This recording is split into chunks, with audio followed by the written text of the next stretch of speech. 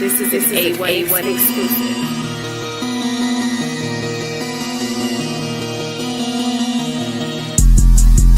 Yo, Classic Craig is going down. They mad they couldn't get their point across. Shit, I love the sound. Them sources looking weak, homie. You know we gon' check them out. Lying through your teeth, have my pseudo killer stretch you out. Bring them back, they calling me the puppet master. It's always some strings attached. The pseudo always dies at its source. We gon' see to that. And there you go pontificating. You know we don't believe in that.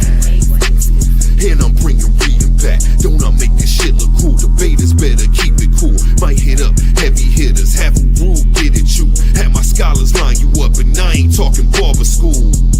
Peer review party, bring your paperwork. You showed up to debate with no sources, man, that's crazy work. Them ad homs that never work. If you scared, go to church. It's your Allah, no more shirt. The versus series poppin', sir.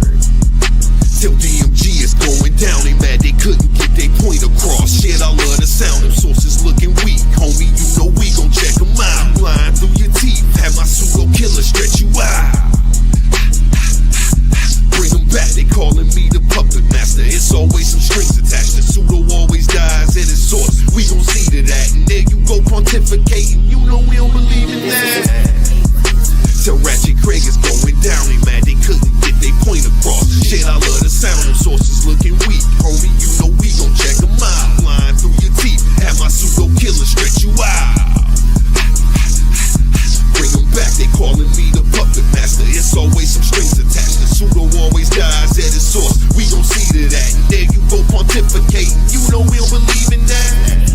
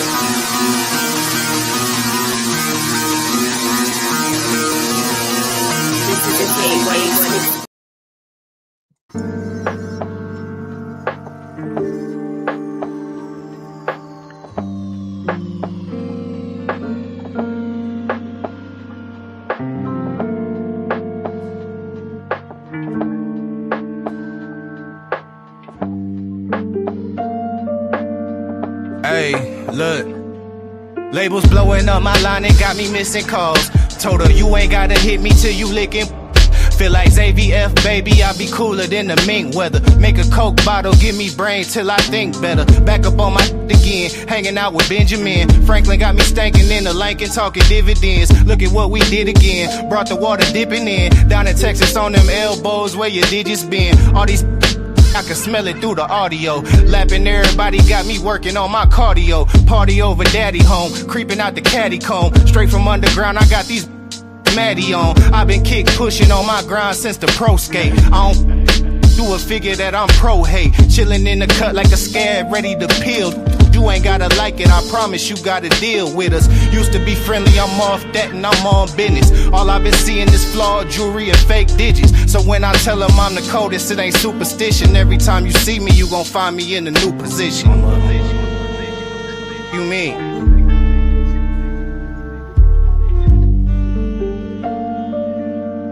Look, ain't had to tell them I'm the truth, I think they knew it. Don't like to talk about the shit, I like to do it. So while these other hungry going through it, you see me thumbing through these hundreds, getting to it. Ain't had to tell them I'm the truth, I think they knew it. Don't like to talk about that, I like to do it. So while these other hungry going through it, you see me thumbing through these hundreds, getting to it. I told a fat, do you have mag knees? I'ma need that right after that, please.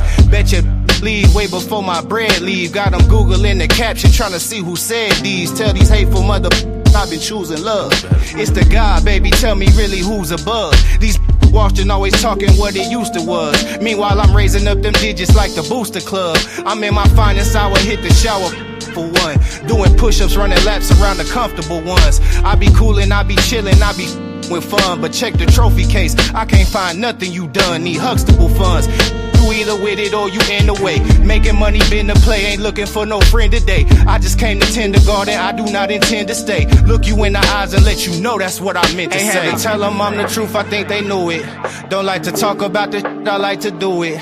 So while these other hungry going through it, you see me thumbing through these hundreds, getting to it.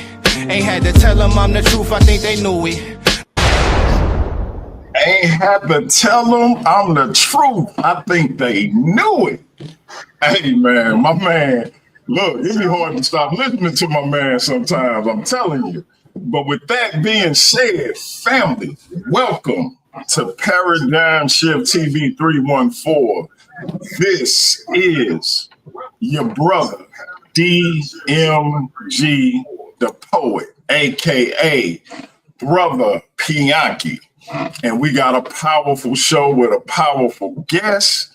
But before we get into our spiel, y'all know I got to do my spiel. That being said, I want to say hotep to my Kemetic brothers and sisters. I want to say shalom to my Israelite brothers and sisters. I want to say God bless to all my Christian brothers and sisters. I want to say assalamu alaikum to all my brothers and sisters in the NOI. Shout out to Khalil Shabazz. I want to say Islam to all my Moorish brothers and sisters. Shout out to Apollo Bay. I want to say peace to all my brothers and sisters in the nation of God's and earth, them 5%ers. Shout out to the God body, Marlon Simmons.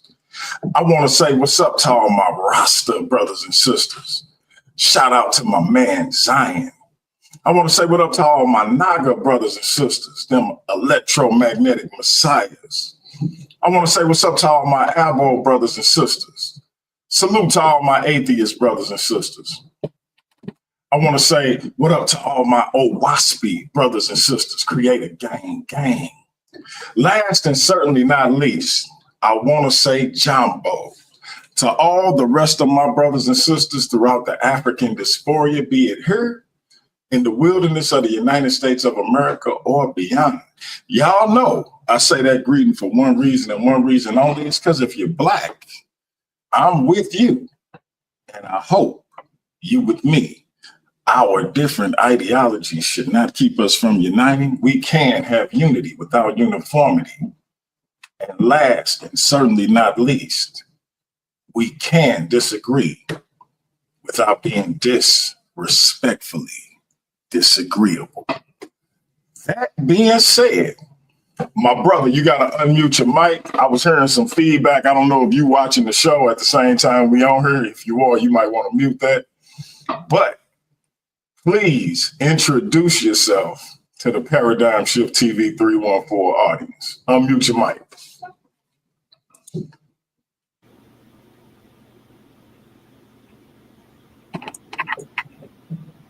Hello. Can you hear me? Yes, sir. What's going on, fam? How you guys doing? Salute.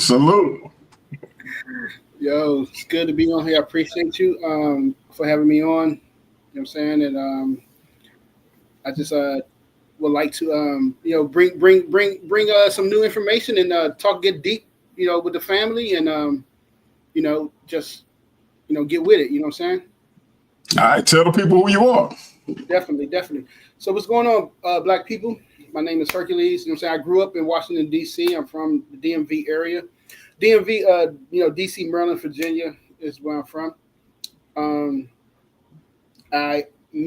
Myself, coming into the conscious community, I did that when I was young.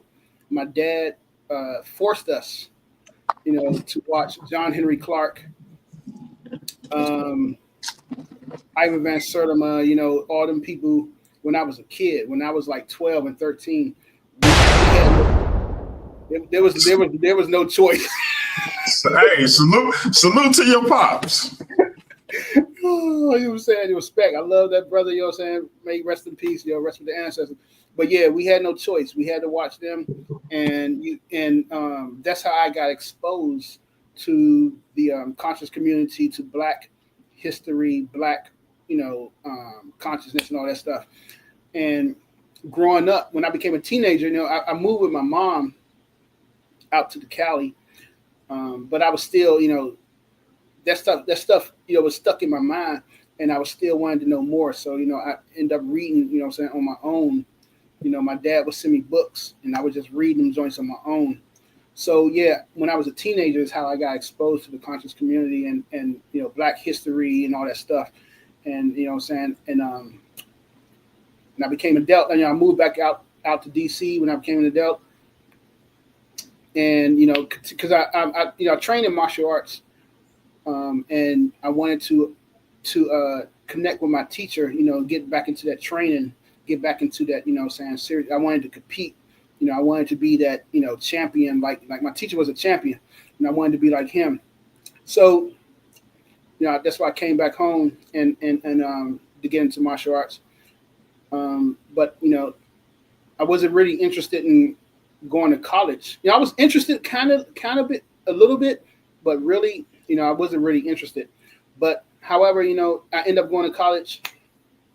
My first years of college and good, first couple of years of college, and I stopped because my dad passed away, and it just kind of like took everything out of me. So I stopped going to college, and just running the streets, doing whatever, doing what I got to do, to make money, just working odd jobs and hustling, whatever, So, and truthfully, it wasn't until my daughter, a couple of years ago, my daughter said to me, "Yo, Dad, why don't you go back to college? Finish your degree." Because and me, I've always I've been interested in mathematics. And when my kids would come over, I would make them do math. Oh wow! Oh wow! They would get mad, and I would work with them on problems. Like, come on, let me show you how to solve this problem and stuff. Actually, I'm gonna turn my camera real quick. I'm gonna show you guys. I keep a whiteboard, in the living room. Oh man, you serious about this stuff? Hey, you is serious about this. This man got a whiteboard in here. Wow. Okay. Yeah. Okay. So my daughter was like, "Yo, Dad, won't you finish your math degree, get your degree?" And I said, "You know what, kid, you're right. I'm gonna go ahead and do that." So that was a couple of years ago, and that's what I did. I went back to school, got my degree in mathematics. Hey, brother, hold up! I gotta drop a bomb for you. Salute for that, man. Thank you. Salute for that. And my concentration was operations research, and from there, I've been teaching martial arts for the past good, almost 15, 18 years. I've been teaching the martial arts. So now I made the transition from teaching martial arts to teaching in public school. So now I'm teaching in DC public school. I'm an assistant teacher right now, and I'm planning on. I do plan on go. I want to get my master's, my PhD in mathematics. I do want to go further and stuff. So, but that's my start. That's where I'm from. You know what I'm saying? I consider myself to be a Pan-Africanist, a Black nationalist, an Amos Wilsonist, as you want to say. Okay. Hey, hold up! I got to drop another bomb for you, brother. Go ahead. Don't mind me.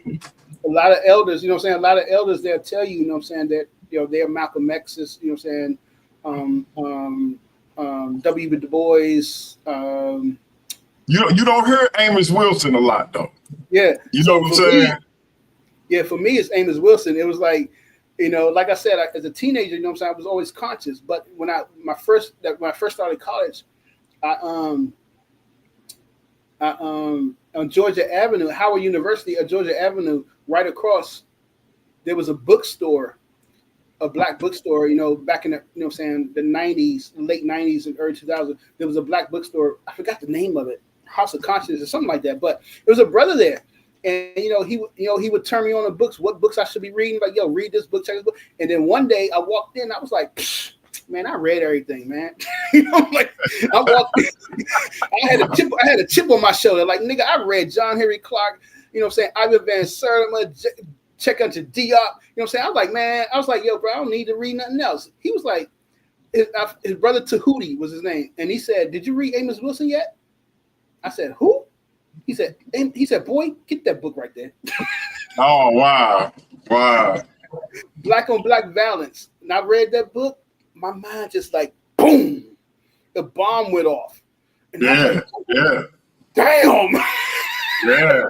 I bet it did. That's what's up. What's up. Yeah, Amos Wilson was no joke. So yeah, Amos Wilson it's like I definitely really loved his analysis and interpretation of the world we live in, and the things we got to do. So yeah, he was a big influence on me, and like the many shorties that I was messing with, they'll tell you when they came over, I had Amos Wilson playing. Amos Wilson was playing. They were like, what is this shit?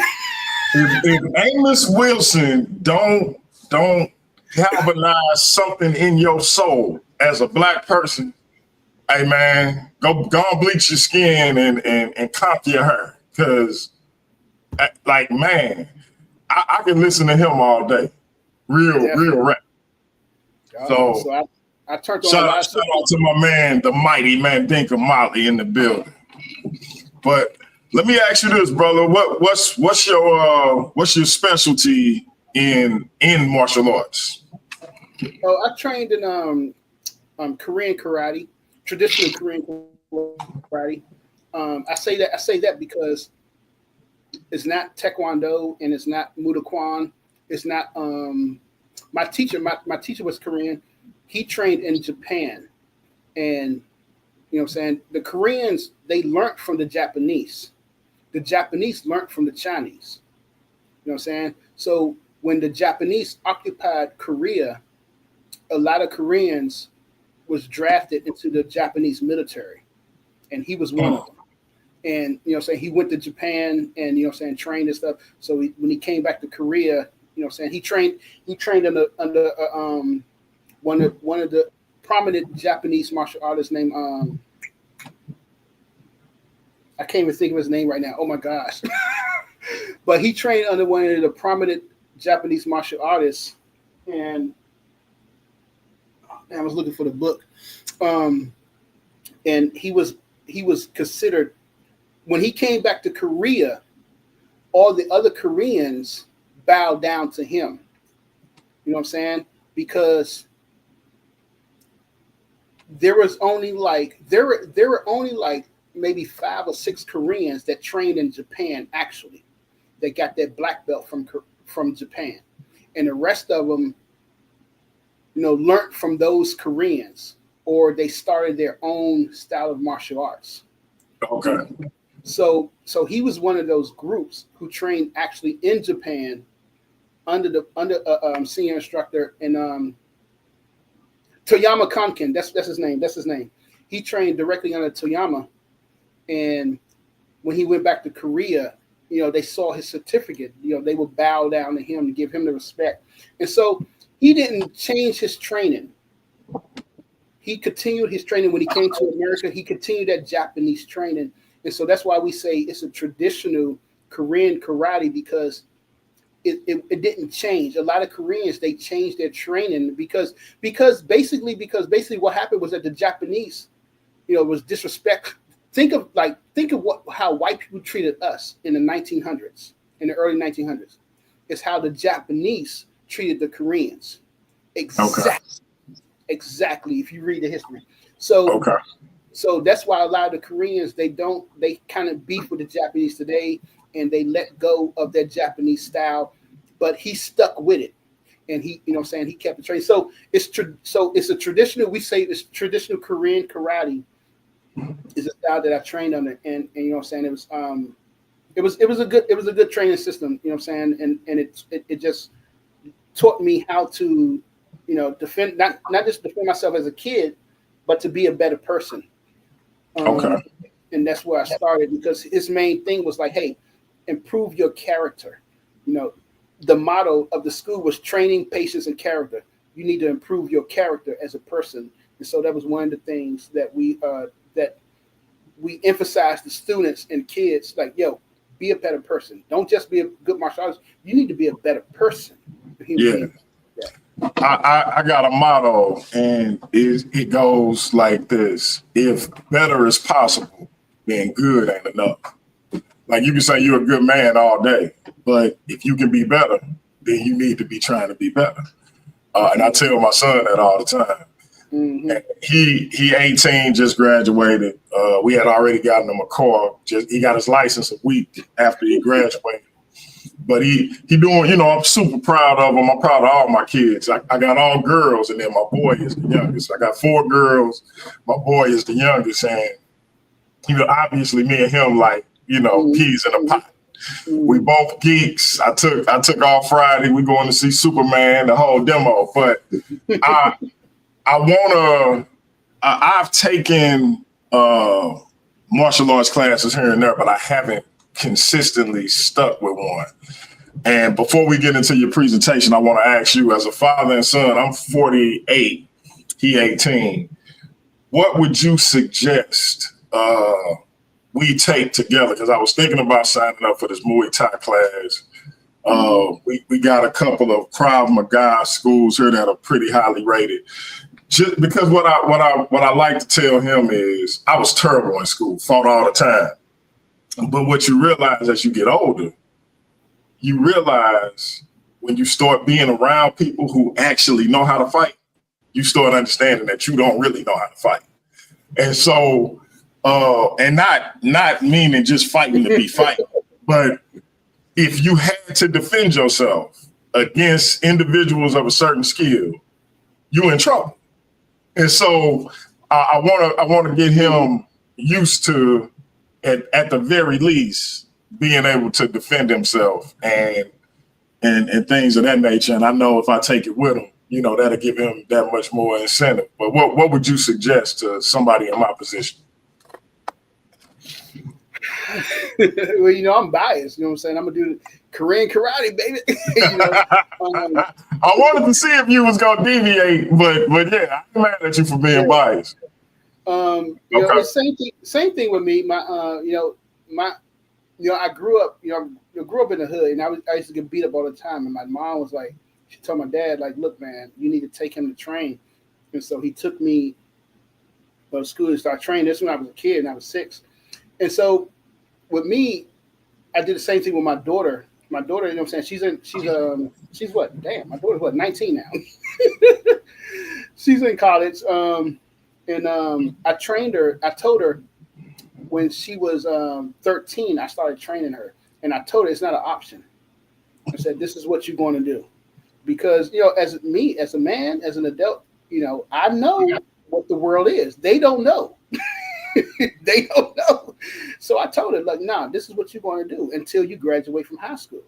Once you graduate, you know, then you can decide if you want to continue or stop. So, yeah, I trained my daughter starting at 13. And my son, I'm training my son now.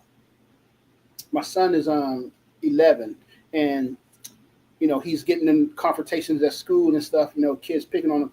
So his mom, they live in a good neighborhood. You know, I grew up. You know, saying I told him, you know, I grew up in the hood. You know, I was fighting, scrapping with Bama's, but they live in a good neighborhood in DC. They live in that sheltered neighborhood where nothing happens. Right. So they're lucky. I'm telling you that you're lucky. However, at the same time, you need to know how to stand up to yourself. You know, stand up to yourself. So, you know, I'm training him now. And it's a good thing. Yeah, definitely. I think definitely parents, if they can, train with their kids. You know what I'm saying? It's a good activity for them both. Besides the martial arts, I mean, for real, on real talk, yo, fuck Carl McGraw. I don't know. You are literally the third martial artist who I've had the opportunity to speak with that said that. No lie. It's a bullshit martial arts that they created.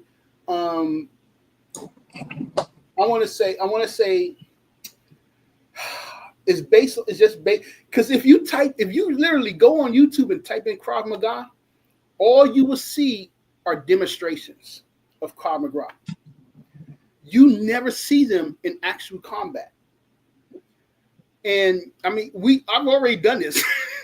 And the only actual combat of Krav Maga, if you actually see the Israeli soldiers, they always shooting people. They always, you know what I'm saying, shooting unarmed kids and teenagers, unarmed. But yet, Krav Maga is supposed to be so good. But, anyway, that's my personal opinion. But yeah, I'm going to tell you, like I said, I'm a geek. The Dark Knight trilogy fooled people, man, because that's what he was doing. Yeah.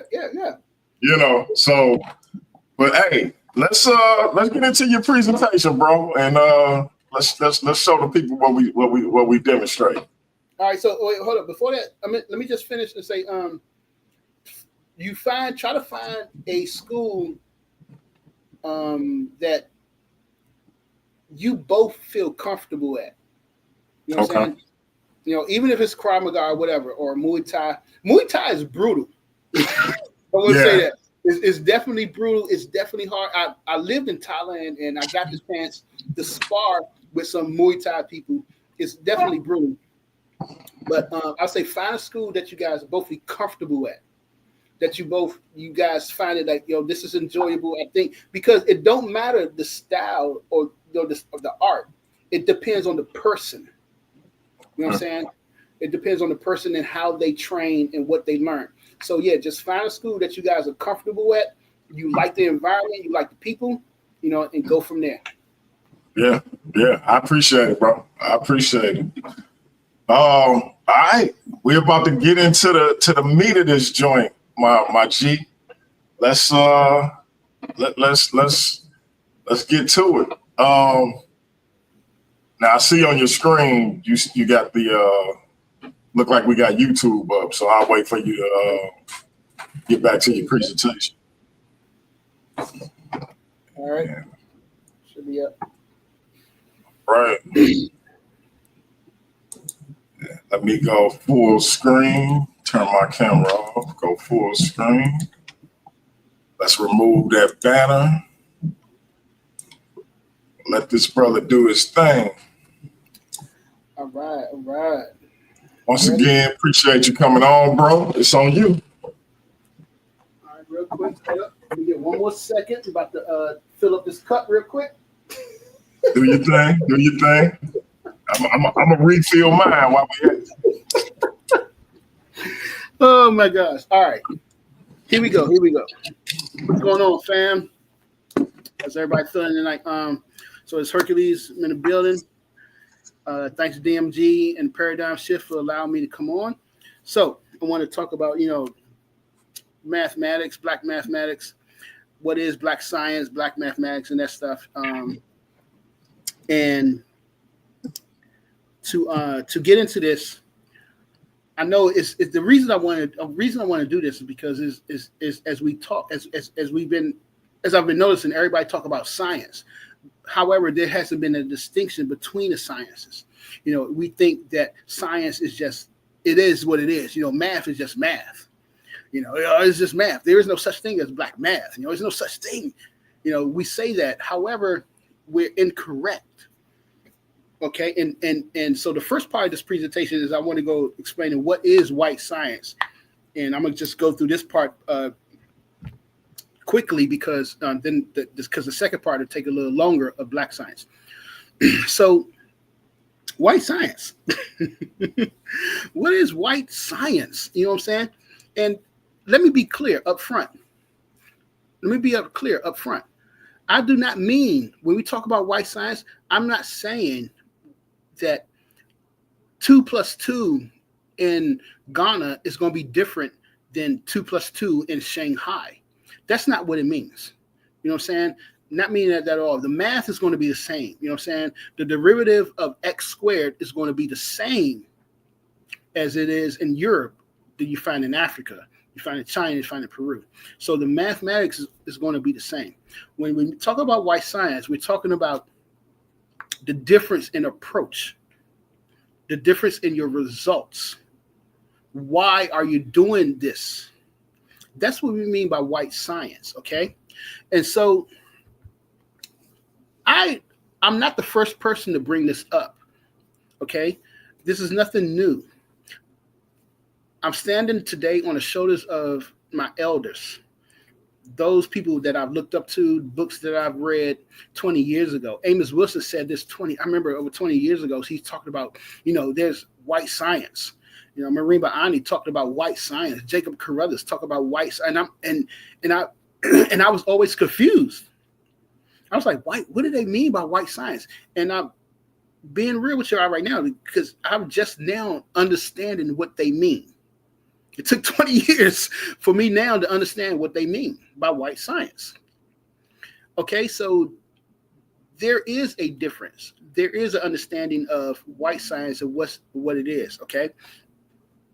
Science, we all know, I'm saying, many people talk about science and what science is, knowledge, investigation, observation, questioning and doing experimentation. Like I said, I'm just skipping through this because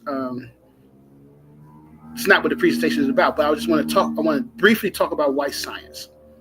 Okay, the methodology, white science, pseudoscience. A lot of the term pseudoscience is thrown around a lot in the conscious community. Aunt did his presentation on the pseudoscience. Brother Cedric, they be talking about pseudoscience. All the pseudo kids, they were pseudoscience. Everybody talk about pseudoscience and calling people pseudoscience because they dislike what they say. But that's not what pseudoscience is. Just because you don't like what somebody says doesn't mean that it is pseudoscience at all.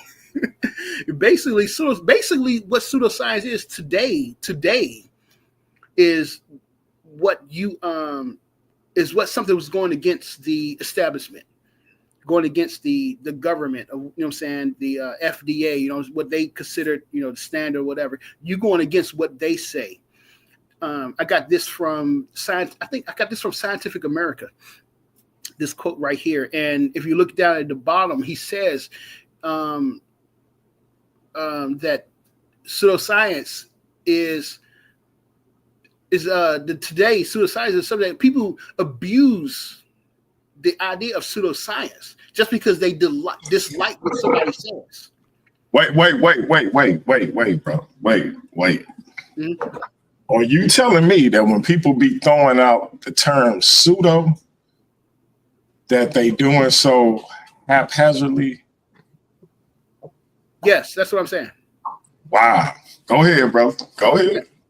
All right, because when you pay attention, when people say pseudo, it's just basically because they don't agree with the person's idea.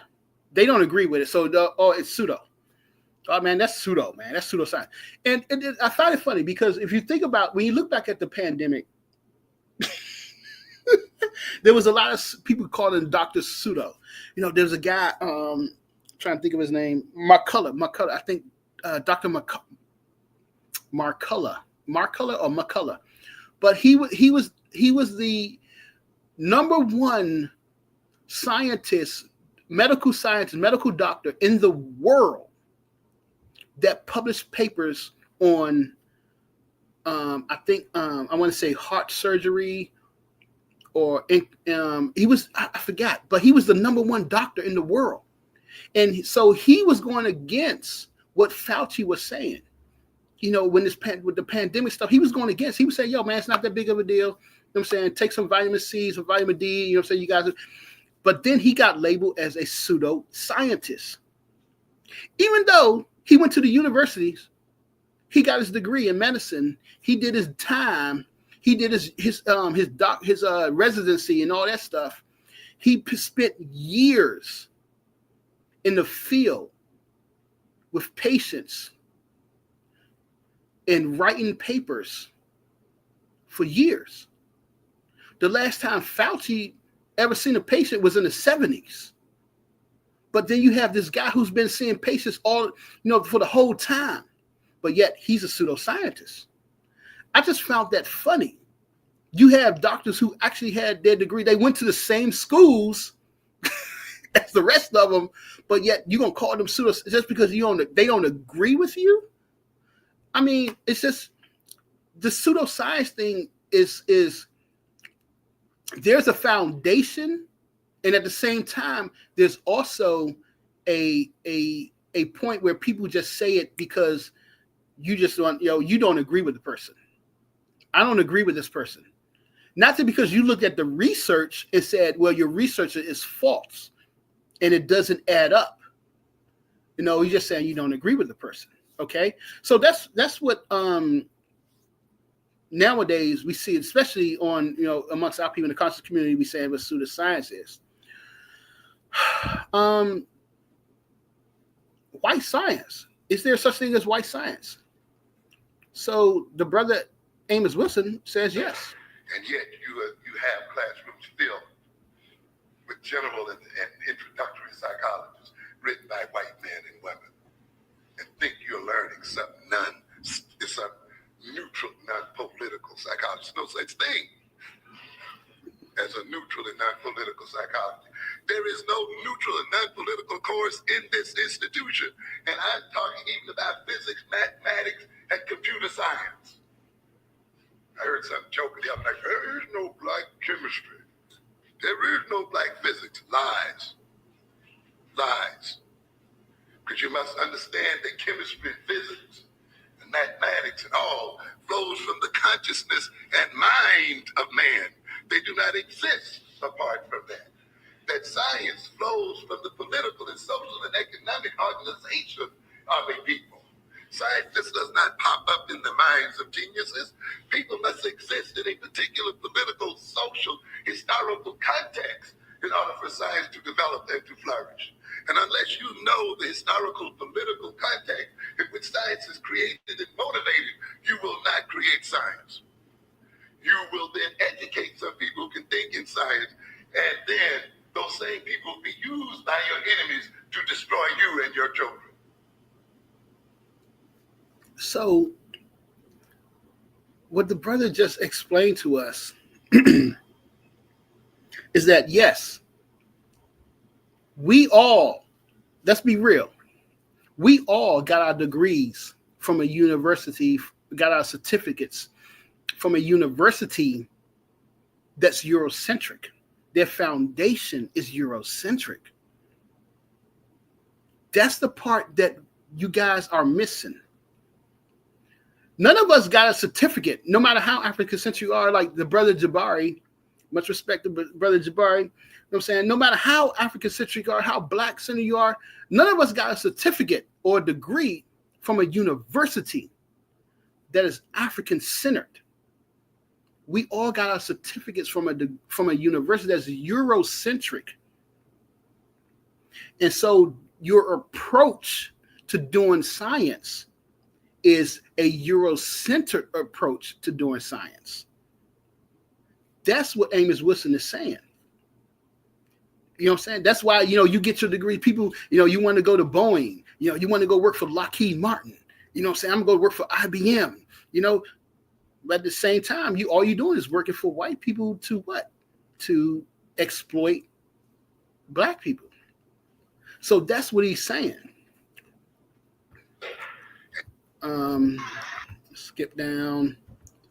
And this here is from Jacob Carruthers, Science and Oppression. He did an essay. I'm not going to go through this and read this, but this is a good essay on science and oppression. And so what he's saying is that how are you going to use the same tools that they use to enslave us, to free us?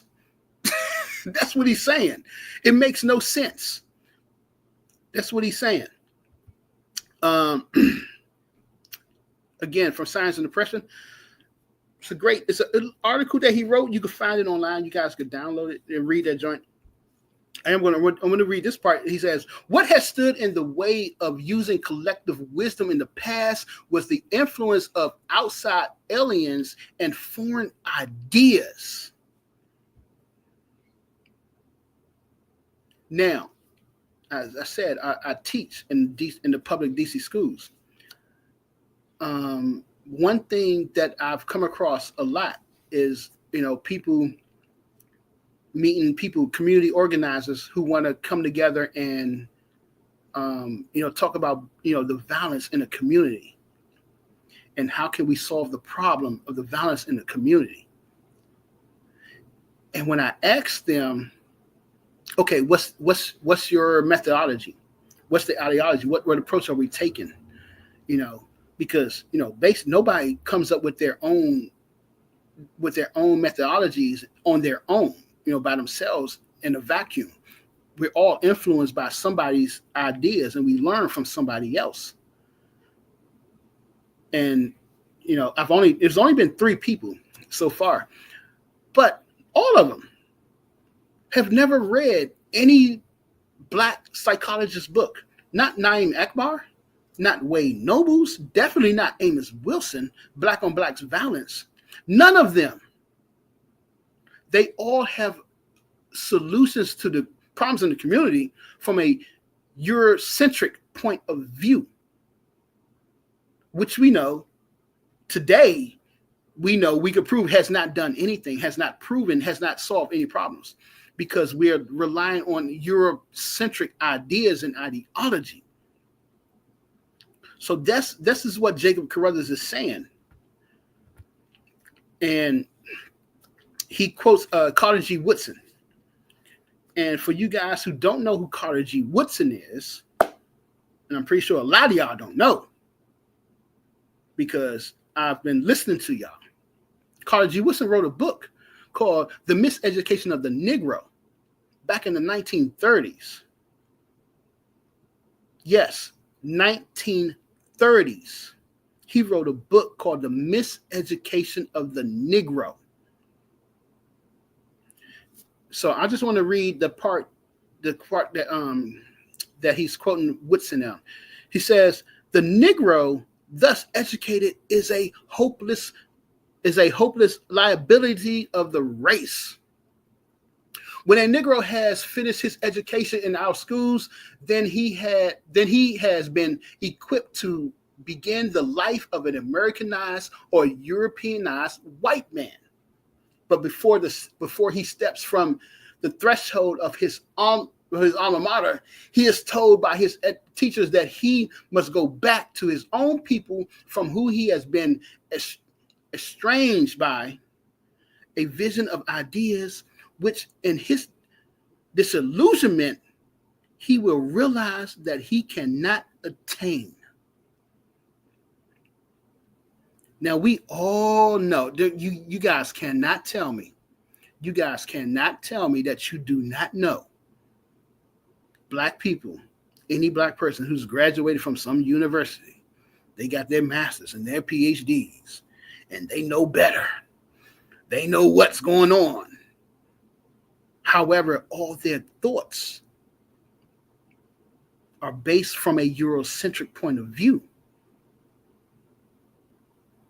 This is what Carter G. Woodson is saying. And the funny thing is, here in DC, where I grew up at, Northeast, there's a high school called Woodson High School, right where I grew up at, 55th Street. And I always wanted to go to Woodson High School because, my aunts and uncles, my family, they graduated from Woodson High School, but, I didn't get a chance to go. But one of my cousins, he graduated from Woodson High School, and he told me in 12th grade, you have to do an essay on Carter G. Woodson's book, Miseducation of a Negro. I was like, damn, what? He said, yeah, before you graduate, everybody in 12th grade has to read The Miseducation of a Negro. And I'm like, damn, that's what's up, man. You know what I'm saying? At least they, trying to get the youngins, to wake up, be conscious a little bit. Objectivity. This is from the Grand Master, the Elder Marimba Ani. Universality has, within the context of European Utamawazo, been the most significant ingredient of objectivity. It is the myth of scientific objectivity that allows Europeans to speak for all of us. I'm gonna have to Umar Johnson y'all on this one. It is the myth of scientific objectivity that allows Europeans to speak for all of us. We're being objective. You're being objective. This myth that they put forth from their minds, from their concept, comes from them. And again, I have to remind you guys, we all got our degrees, we all got certificates from a Eurocentric educational system. If you're listening to me now, none of you all have a degree or a certificate from a purely African traditional educational system. Nobody. It comes from the Europeans, the enemies of Black people. She continues with the myth. She's talking about the myth of objectivity and its methodology with the Utama Rojo. The Utama Rojo she defines as the force of a culture. Okay, if you guys haven't read Yurugu, I definitely recommend please read Yurugu. And if you feel some kind of way about an African-centered educational system, African-centered thought, then debunk Yurugu. Okay. Powerful book. Powerful. Definitely. She said, objective scholarship serves to camouflage the proselytization of their nationalistic interests. Family, again, objective scholarship serves to camouflage the proselytization of this European-centered interest. It's, being objective is the camouflage that they use to bring forth their ideology. Again, this is kind of you not understand. It's kind of we not understand because we grow up in a Western society. We grow up in a Eurocentric society. So for us, it's like, what are you talking about? That makes no sense. Okay. This was just from this guy. What's this guy name? I forgot this guy's name. God damn. Oh, Neil deGrasse Tyson. The guy right on the screen. In Western, basically, he's just talking about, they deny the denial of spirit. They don't believe in spirituality, which most of us, adopted because, like I said, we grew up in a Western culture. All right. So now let's get into Black mathematics, mathematical science. What is this? What, man, come on. What Black math? Math is the same. Now, again, I am not saying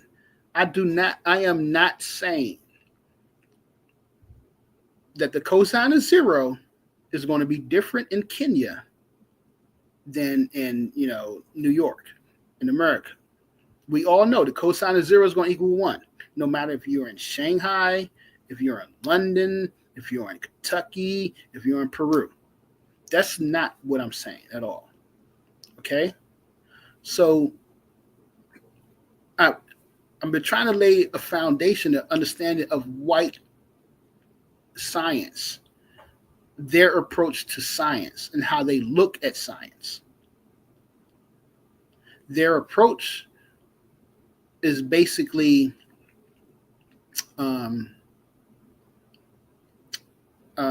wait a minute. Their approach to science is basically the denial of the spirituality. Okay. And so that's not the Black approach. Okay. And the key component here is African philosophy, because we're not reading and not studying African philosophy. A lot of us are reading African history, getting into African spirituality, which kind of covers African philosophy, but you have to get deep into African philosophy. And once you get into African philosophy, you will understand that the epistemology of Black people is the complete opposite of the Europeans. It is not the same epistemology. Cheikh Anta Diop said that if you want to understand ancient Egypt, then you have to look towards inner Africa. I've seen a lot of presentations on ancient Egypt and what they think in ancient Egypt and whatever. However, you guys are excluding the fact that the people who founded ancient Egypt came from Central Africa and Southern Africa.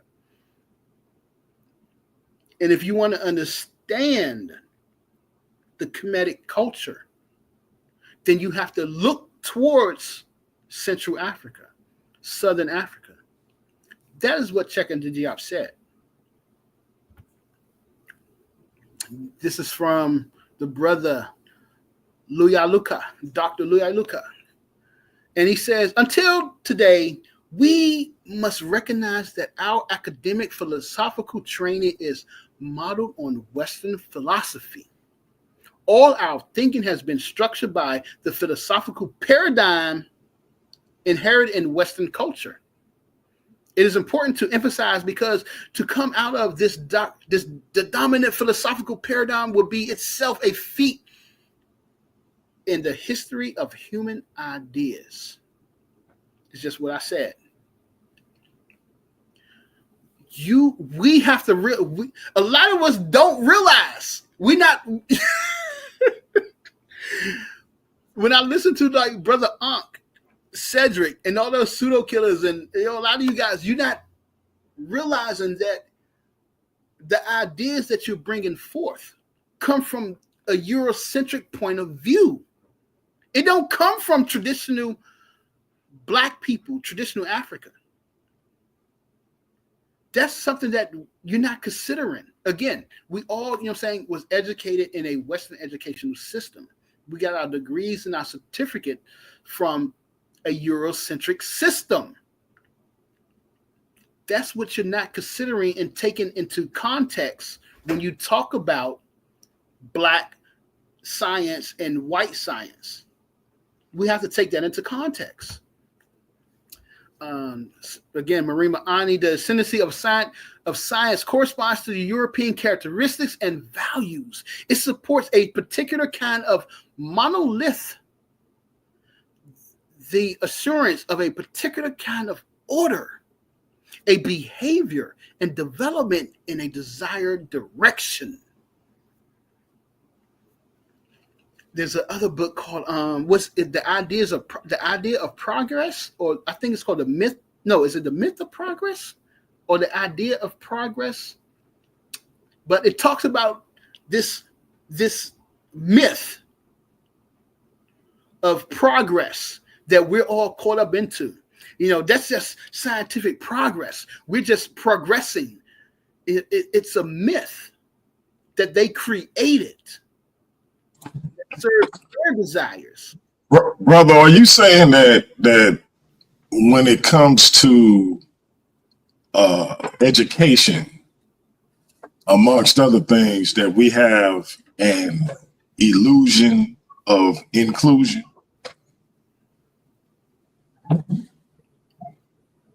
I'm sorry. Go ahead. I'm sorry. You said when it comes to education and illusion? When it comes to education and other things, mm-hmm. Are you saying that we have the illusion of inclusion?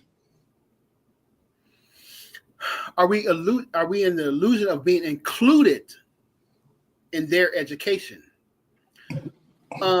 We have been cloaked into a Eurocentric education and their values in their achievements, you know what I'm saying, as being universal. You know what I'm saying? This educational system is universal. This science is universal. It's for everybody. You know what I'm saying? Science, there is no distinction between science, because, you know, your development in science is a development that everybody will achieve at some point. That's an illusion that Europeans have promoted. You know what I'm saying? So, yeah, that's an illusion that Europeans have promoted, and I think I'm going to explain that coming up. I hope I can be able to explain that coming up. What is Black science, though? But what is this? In Africa, the arts and science are interrelated. The reason why arts and science in Africa are able to be interrelated in this way is purely due to the two dual characteristics of African science. For African science is not merely an objective material science.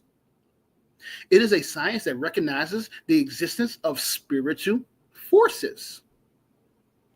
Again, for African science is not merely an objective material science.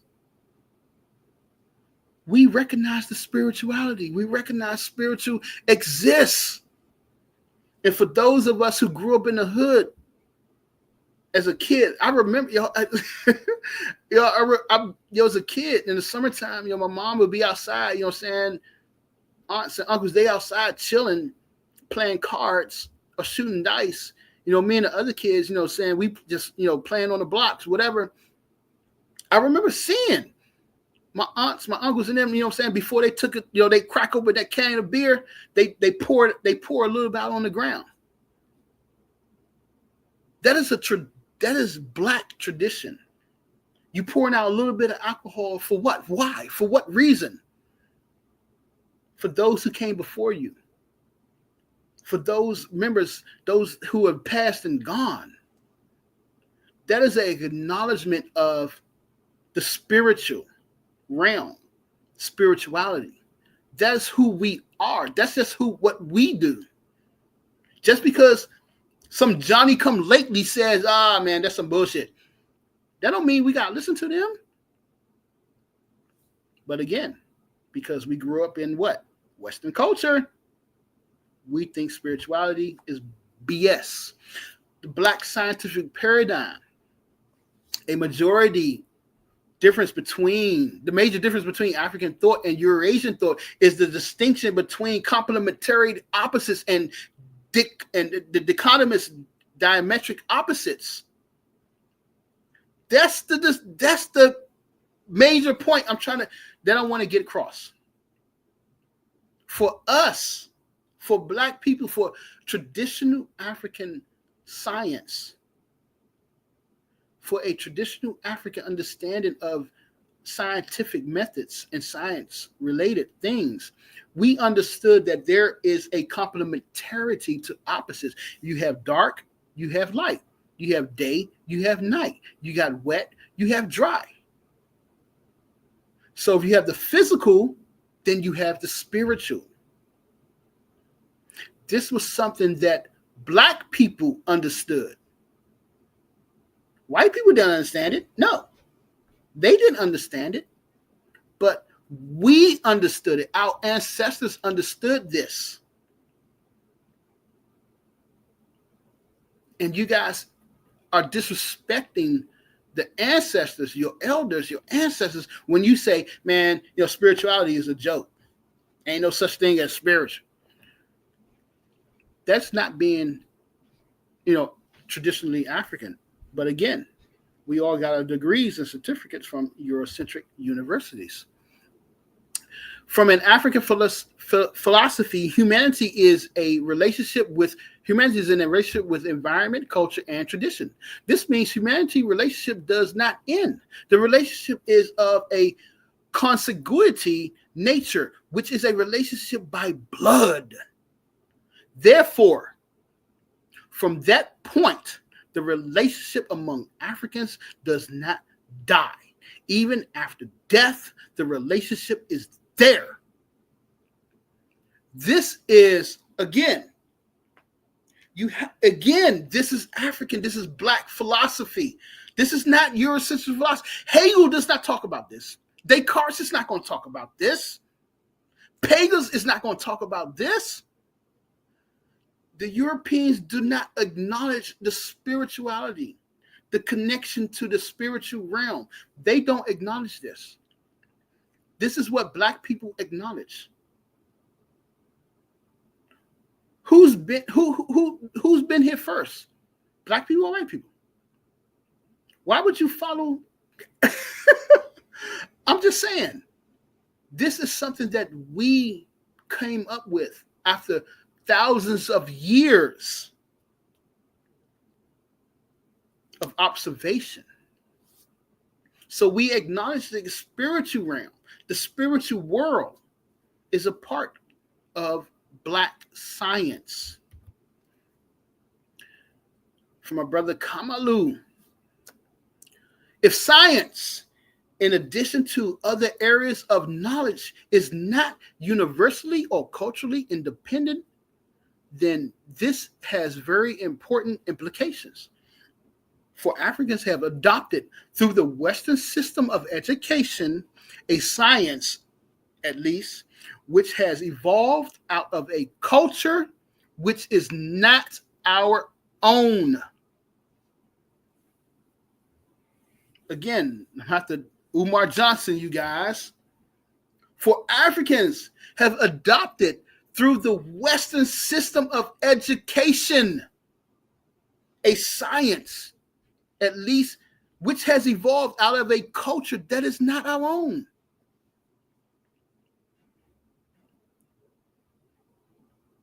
You guys keep saying science is just science. Science is just science. But you forget that we all graduated from a Western, a Eurocentric system of education.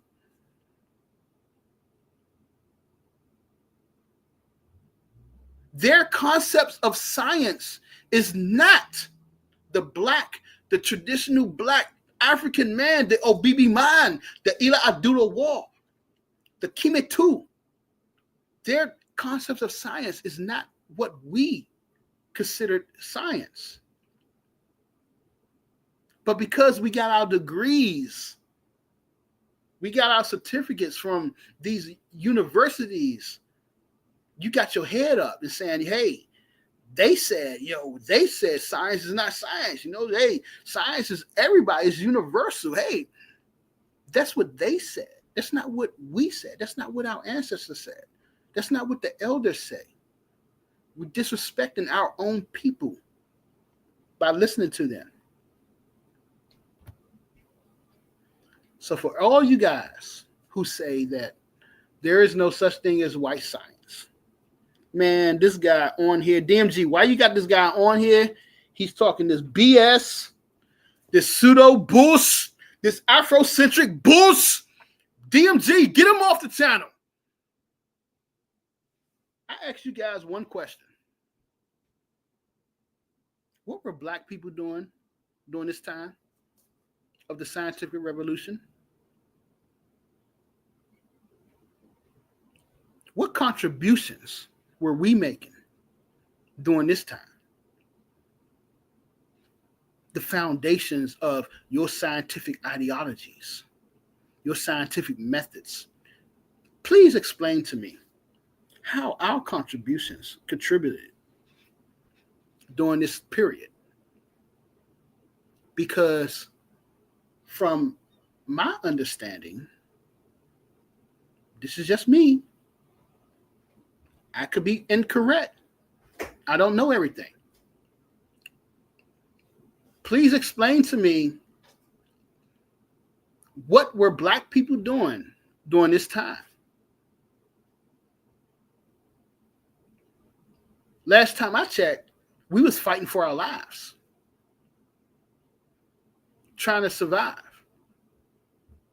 So please explain to me how, Black people contributed to this scientific revolution, this scientific thought. And again, I don't mean that 2 times 2 is going to be different in Peru than in Cameroon. That's not what I'm talking about.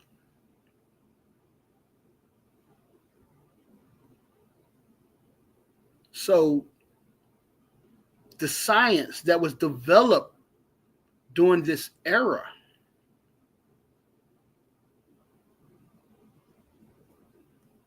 what was black people doing? And, if it all came from out of one location, is it truly universal?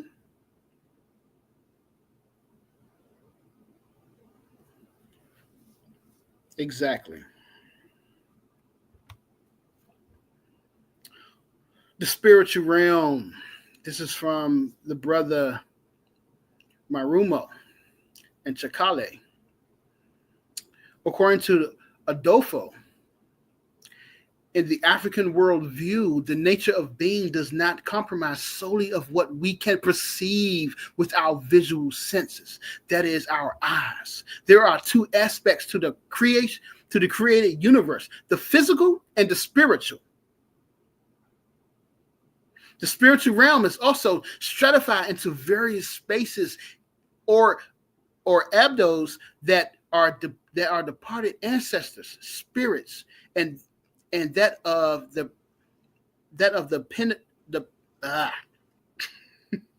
penultimate sources of creation of all things in existence.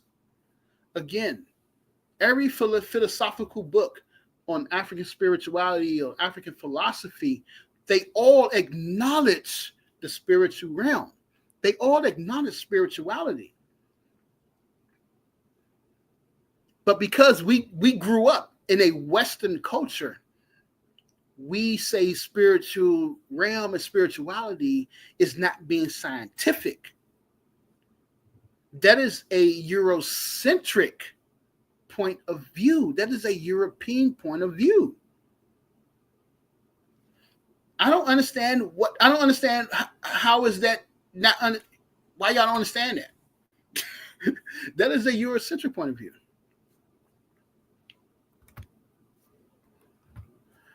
Following European dichotomous perception of universe and its focus on matter as the ultimate nature of reality, Western science limits its field of investigation to the field of the visible, the palpable, and the empirical. In Western science, they only look at what's visible, what they can see.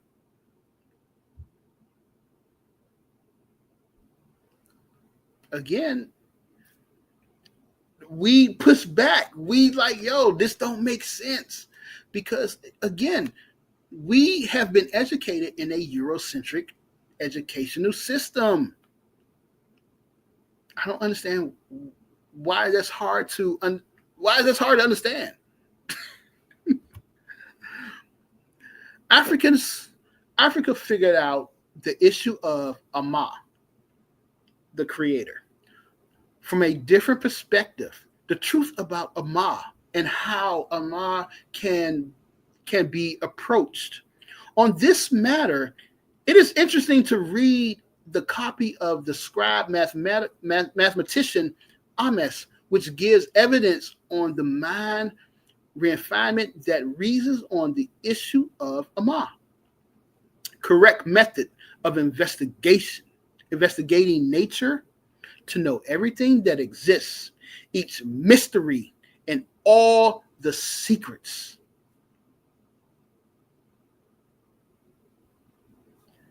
This is from the papyrus from Amas in the I want to say 1300. I forgot. I want to say 1300 BC. But he says the correct method of investigating nature to know everything that exists, each mystery and all its secrets. That's why they use mathematics. because you want to investigate what's going on in nature. You want to know what's going on with the mysteries. That's what the ancestor said.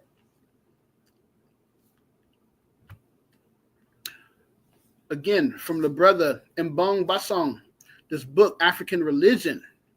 Modern science is in line with sacred science of the ancient Africans of the Nile Valley, whose main approach was based on the development of speculative physical principles, which later became philosophical and religious codes of life among Tamra and Ra. Asa G. Hilliard talked about this years ago. The presentation for the people, when he was talking about the development of the Kemetic spiritual system. They analyze and watch nature and built a spiritual system based on what was going on in the universe and nature, which is what all African spiritual systems are based on. It's not based on some myth, some revelation of some supreme being, that's coming back to save you. It's not based on that. It's based on reality. That's what their spirituality was based on. Cosmic knowledge, again, because we grew up in Western culture, these concepts are BS towards us. This is bullshit. This is pseudo. This knowledge comes from their genesis of the cosmos. The cosmic knowledge is a transcendental knowledge that transcends the senses and the mind. It is a pure form of knowledge that transcends space-time domain.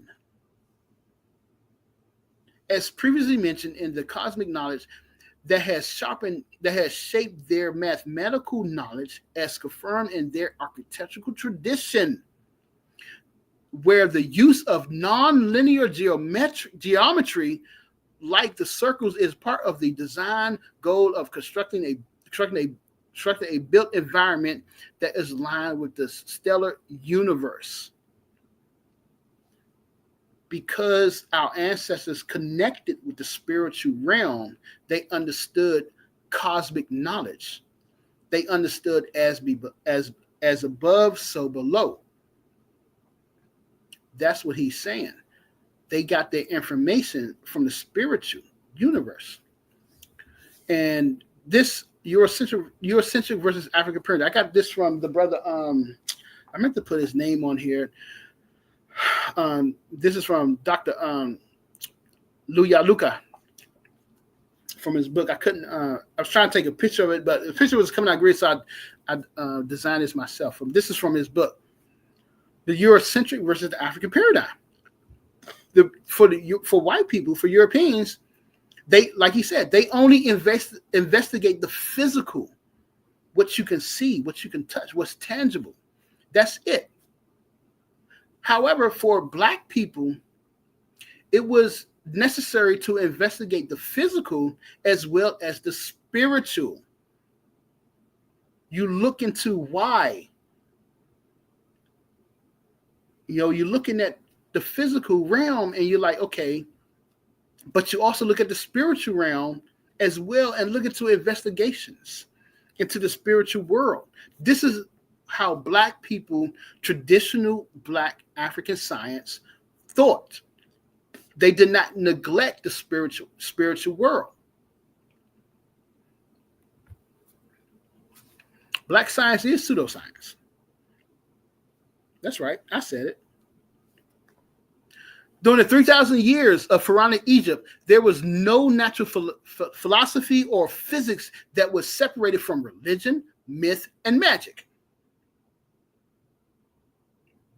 During the 3,000 years of Pharaonic Egypt, there was no natural philosophy or physics that was separated from religion, myth, and magic. From Marshall Clegg's Ancient Egypt Science, Volume 3.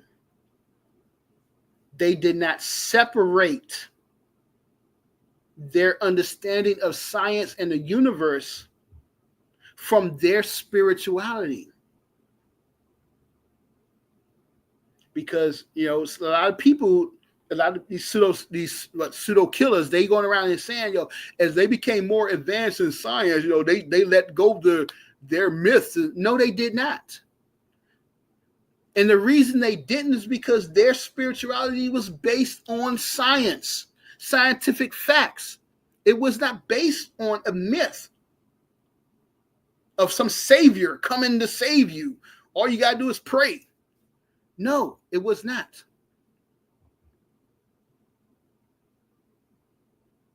So the ancestors, everything they did was connected to the spiritual. And I have to say, if you ever been to Africa, I lived in Ghana. My dad, you know, he before he passed away, he moved to Ghana. You know, I went over there to visit, and you see it. You see that connection. It's like the barbershop, I would go get my hair cut at. The guy, like, his barbershop was named, like, you know, Jesus's barbershop. You know what I'm saying? And then down the street, you'll see another barbershop saying the Lord's barbershop. Or, you know, the next one would be, you know, God's barbershop, the best barber by the Lord. You know, it was always all this, you know, this interrelationship with the religion. You know, Jesus' grocery store. You know what I'm saying? You know what I'm saying? God's best grocery store. You know, grocery saves. You know, it was always this relationship, and that's just how Black people interact with spirituality. It's always interconnected with everything we do. You know what I'm saying? Except here, you know, we go to the grocery store, we just go to Giant, we go to Safeway. You know, there is no religious connection at all to it. You know, but over there's always this religious connection, even though they got the wrong religion connecting. But you understand, when I grew up, you know what I'm saying, listening to, you know, these elders speak about, you know, spirituality being interconnected in everything in their lives, I began to understand what they was talking about when I went there and I saw it. So that's what Marshall Clegg is saying, that back in Kemet, they grew up. Every aspect of their life was a connection with spirituality. So a priest, these professors, they grew up pouring libation. They grew up, you know, doing sacrifices, going to the rituals, watching people, you know, going into trance. They grew up with this knowledge. They grew up with this around. We didn't grow up like that. We only grew up with, you know, with Christians, you know, Muslims. You know, we didn't grow up that way. They grew up in a complement enclosed spiritual system. And you have to understand that they grew up also in a purely African-centered educational system. When Kemet was created, there was no European, no Euro-Asian influence. It's purely African. It's purely African. They had no European, no Eurocentric Asian influence into their system. So I'm hoping that I laid a foundation for you guys. That's what I was trying to do, lay a foundation of understanding of what Black science is, Black mathematics, you know, Black medical science is. It's based on the research and investigation of the physical realm as well as the spiritual realm. Whereas in Western culture, Eurocentric science is only look at the physical. You deny the spiritual. Spirituality doesn't exist. Spirit, you know, that's not real. You can't prove that. So I'm saying that is not black mathematical science. That is not mathematical science. Is based on spirituality as well as the physical. So that is the foundation. I'm hoping I got my point across, and I was able to explain to y'all clearly. Now, taking a deeper look at it, black science is the investigation of the physical realm and the spiritual realm. This was the conclusion I got from after reading brothers Dr. Lou Yaka's book, The Scientific of African Traditional Knowledge. Check it out. It's a pretty good book. Ancient mathematics. Now let's get into this. Now let's understand this. Let's get into this. The ancient mathematics. Old. Math is old. It's old. It goes back thousands of years. Thousands. We have been doing math for thousands, tens of thousands of years. However, if you listen to our enemies, you won't get that perception. This is a quote from the brother Dr. Bangura, from his book, The African Mother Tongue and Mathematical Ideas. The bone, he's talking about the Ashango bones, Ashango and Lubamba bones. The bone is a testament to the existence of a very sophisticated accounting system which enabled humans to master time. And it is the first visible hint of the emergence of calculations in human history. Now we're talking about 40,000 years ago.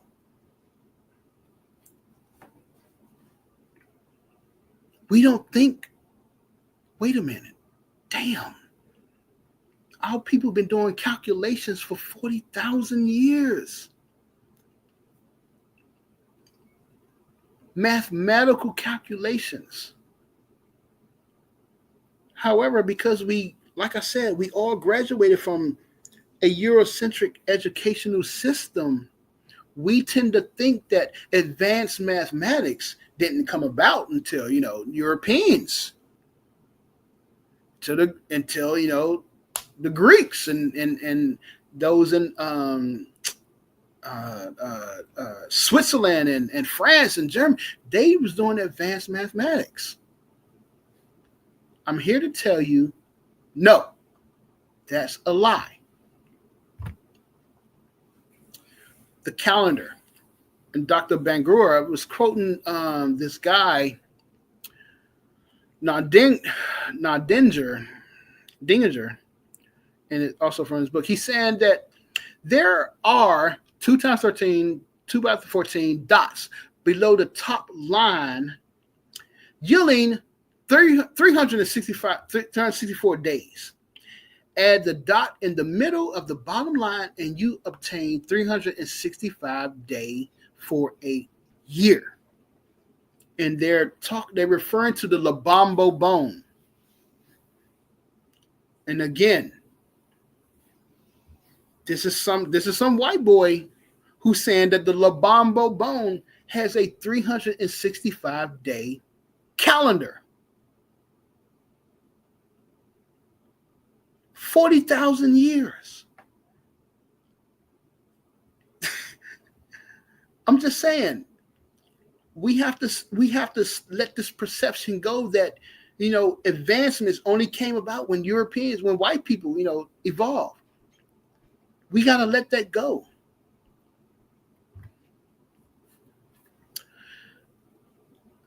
Could the 29 tally marks on the bamboo femur encode a calendar? Yes, they do. A lunisolar calendar. We'll find it by laying out the pebbles in simple and pleasing patterns that require no numbers, but might once have been encoded in a mythical story. Then, following the tally marks on the Ashango bone, 25,000 year old interpretation of the same spirit calendar lessons and geometric lessons for aspiring shamans in the African Stone Age. Again, this is from France, Ninninger, African Innovations of Mathematics. And I want to point out, and I have to point out, this guy, this white boy wrote this book in this article, and it received no pushback. Nobody said, oh man, you know what I'm saying, that's pseudo. Them black people ain't, calendar 40,000 years ago. None of them said that.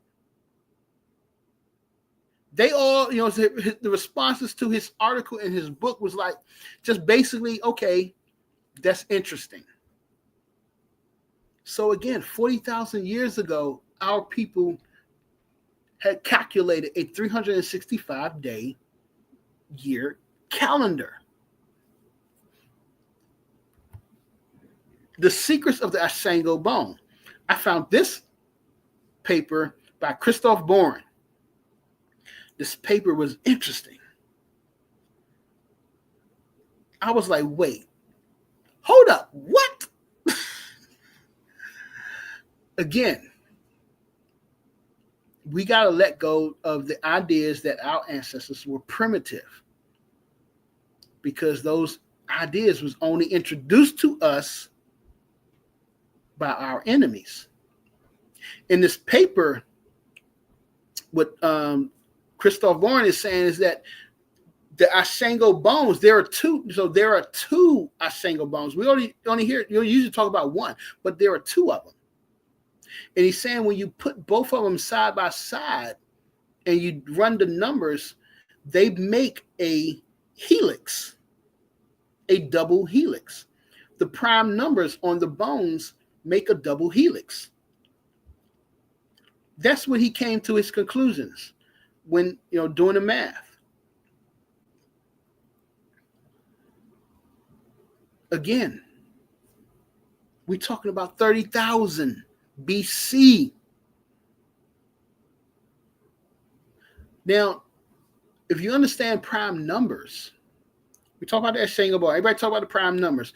And when you take, there's a subject called number theory. When you take number theory, they explain to you that the prime numbers are the foundations of mathematics. They like the atoms of mathematics. From the prime numbers, you can expand to everything else in mathematics.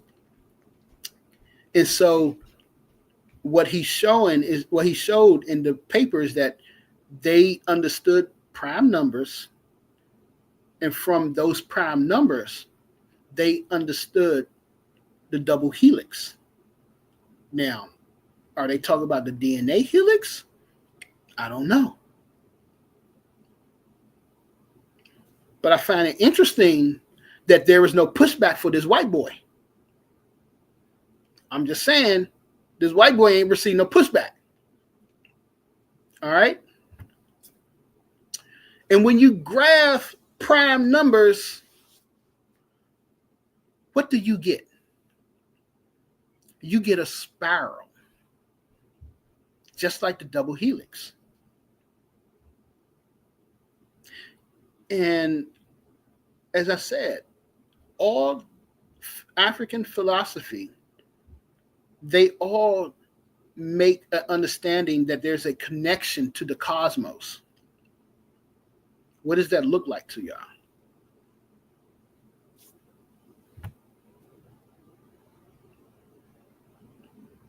The galaxy.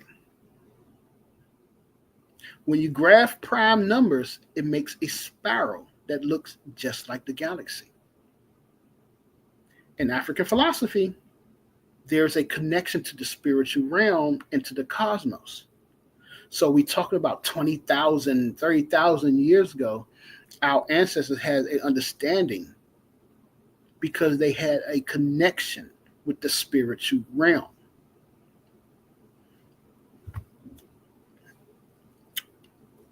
So also, from the Secrets of the Ashango Bone by Christoph Bohren, the central column of the shorter of the bones with the section Dior, he labeled the section of the center part of the bones Dior.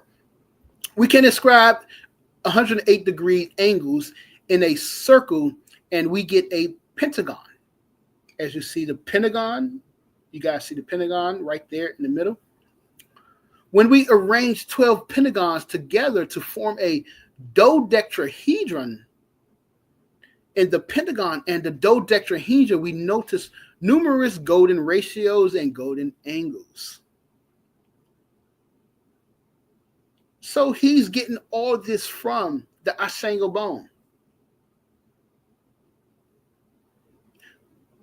He is drawing the dodecahedron out of the Ashango bone. He is saying that they was able to arrange it.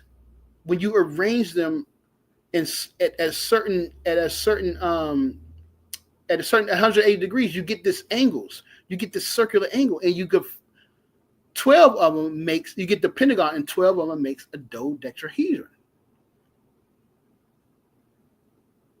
Again, I have to point out that this white boy ain't received no pushback that he's being pseudo.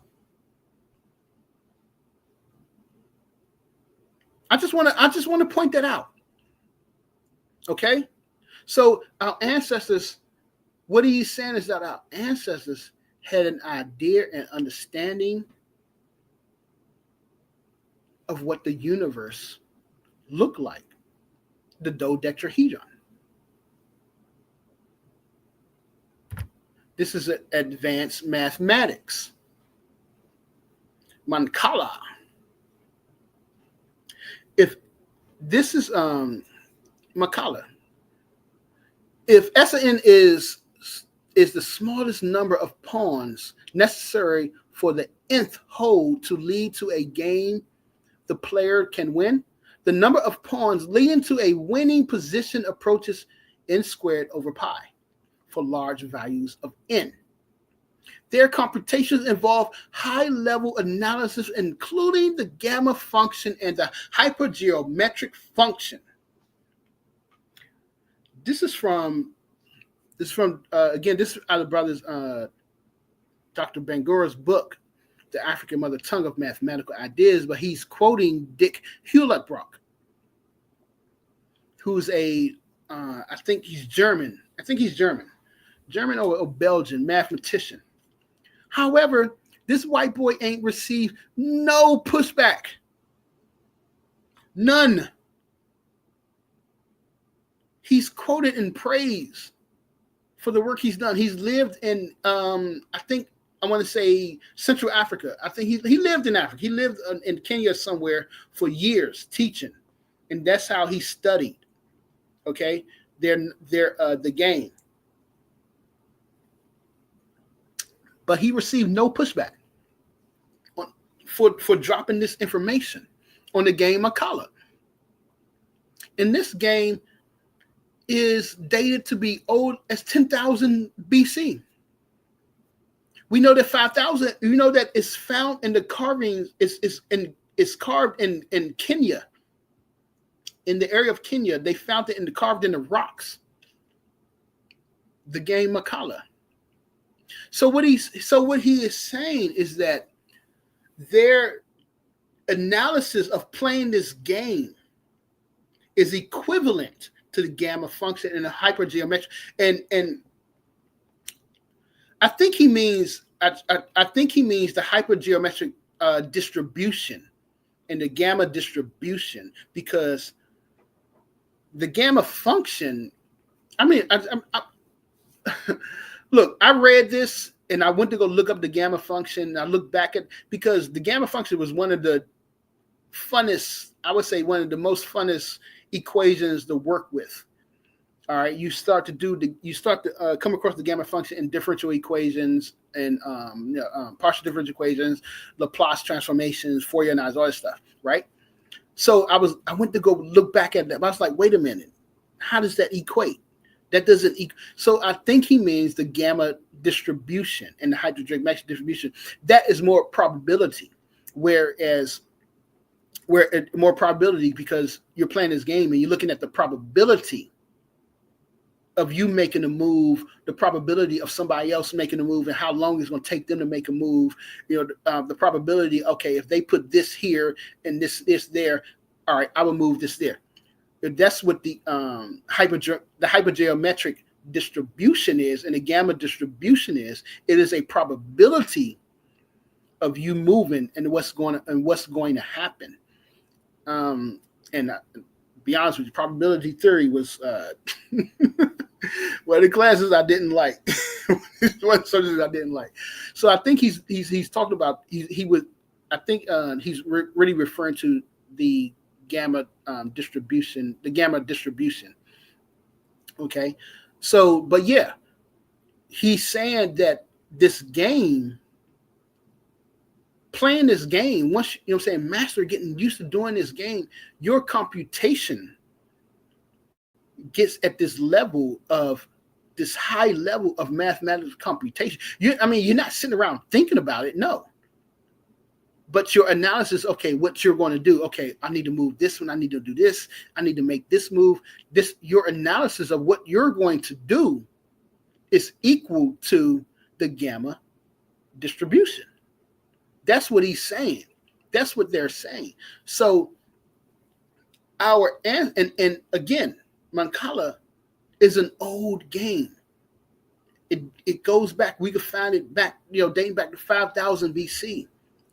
So our ancestors have been on this process of thinking high mathematics. They've been on this process. Okay, so that's what I'm trying to make clear, that they've had this thinking process of higher functional mathematics in their heads, even though they're not sitting around, doing the computations. But they had this idea of, I'm gonna do this and I'm gonna do that, and it's equal to the gamma distribution. It's equal to a higher function of math. So I'm hoping I'm making that clear and trying to make this foundation clear. So from the brother, Dr. Zudo, since the Africans trace their genesis to the cosmos, such a cosmic experience requires numerical knowledge. You must be able to locate and be located in space and be able to think in terms of 3 or more dimensions. Okay, so that's what I was saying. That's what I was just saying about the Mancala. And what Dr.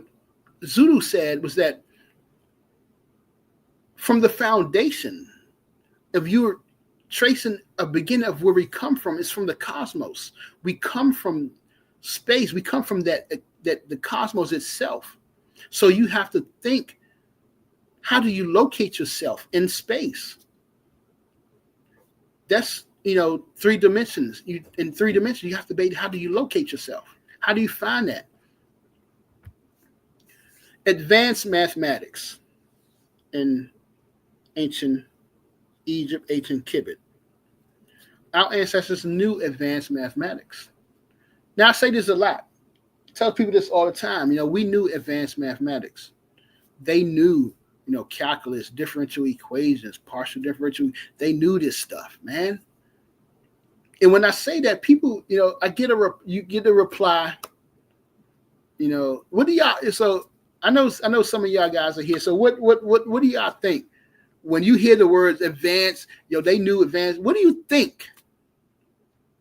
What questions come to your mind when you hear, they knew advanced mathematics? They knew, calculus, man. They knew. What questions come to your mind? If somebody says that to you, and I'm going to tell you right now, you're looking at their advanced mathematics right in your face. There's a reason why I chose these 2 pictures. You're looking at it. You're looking at their advanced chemistry. Look at the paint on that walls. That paint has been sitting there for 4,000 years. There's paint in Western culture. don't last for 20 years, maybe 50 years before it begins to peel, and degrade. Look at the pristine.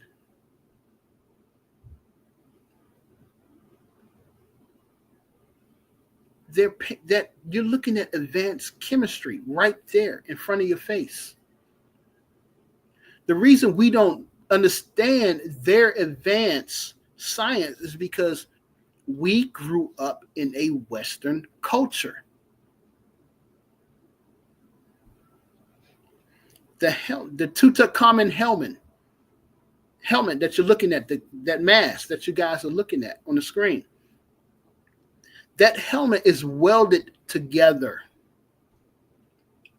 That's right. It's welded together. And you can't see it with the naked eye. You can't see the seams in it with the naked eye. You have to put it under an X-ray. That's an X-ray picture of the Tutankhamun helmet. It was only when they put it under X-ray that they saw that it was welded together. You're looking at their advanced science. But because we grew up in a Western culture, we don't understand it. We can't comprehend it. We don't see it.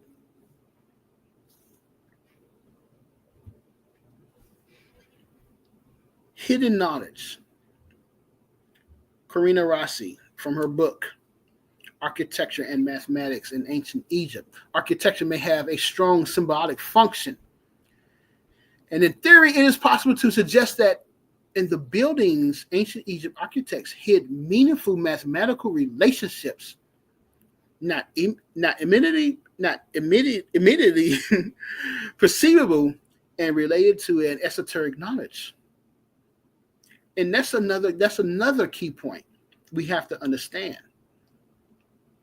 is that during those times, you had to be initiated to get to that level of knowledge. You just couldn't walk into the library and just read the books. That was not allowed. You had to be initiated.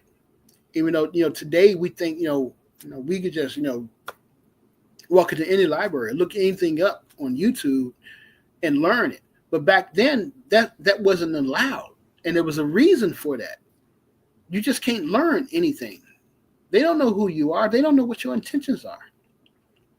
So you had to be initiated. You had to be trusted with this information. And today we like, what's the big deal? Come on. Certain people are going to do what? Make bombs, right? Make poisons. So you had to be trusted with this information. It wasn't a knowledge that was readily available to everybody. Temple of Man. I had this book 20 years ago. I remember this book. And it took me a long time to understand it. The Temple of Luxor is indisputably devoted to the human microcosm. This concentration is not merely a simple attribution. The entire temple becomes a book explaining the secret functions of the organs and nerve centers. And this is from Schwader de Leipzig, one of the famous, I think he's Swiss or French, European archaeologists. He wrote several books on Kemet, on ancient Kemet. And so they hid certain messages in their structures. They had double meanings. It just wasn't a building. And I was looking at this and I was like, damn, that looks like neural networks. You guys, everybody who's a computer machine learner, got the degree in computer science and doing machine learning, it looks like neural networks, don't it? Kind of looks like linear algebra, don't it? Like a linear transformation. But I'm still working on that. I don't know. It might be. But anyway, I don't think it's anything to do with neural networks, but maybe linear transformations. If we work on, I don't know. I gotta look at that some more.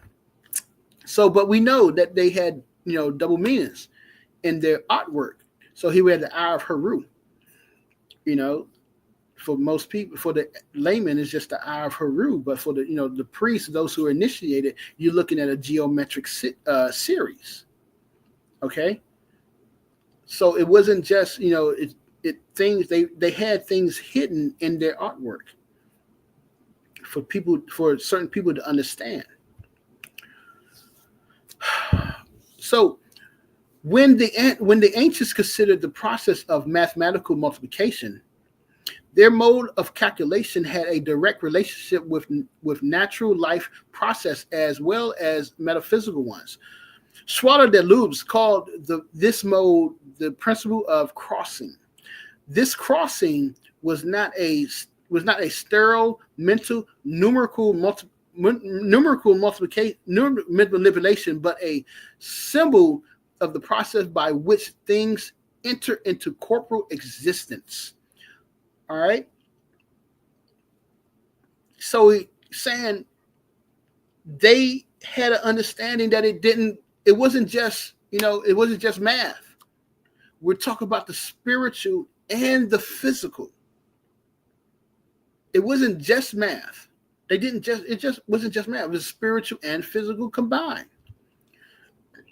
How do you model the spiritual realm? And this, I have to say that this is my own connection that I'm making. How do you model the spiritual world? All right, we have real numbers and these real numbers that exist. But when you have something like x squared plus 1 equals 0 and you want to solve for x, you get a -1. What's the square root of -1? What can you multiply by itself to equal -1? Nothing. -2 times -2 is going to give you 4. -5 times -5 is going to give you 25. It is not going to give you a negative number.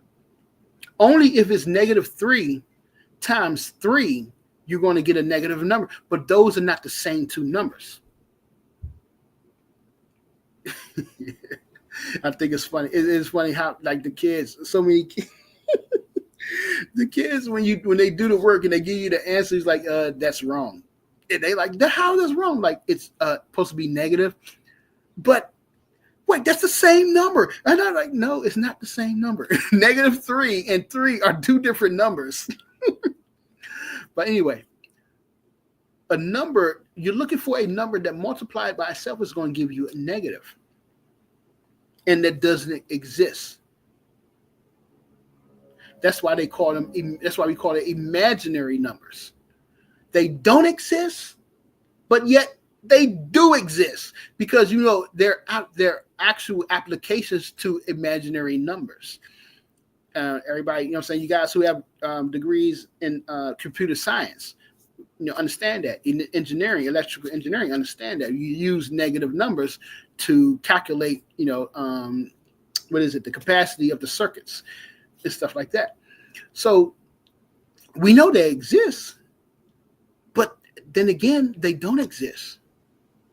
There is no number that you're going to multiply by itself that's going to give you a negative.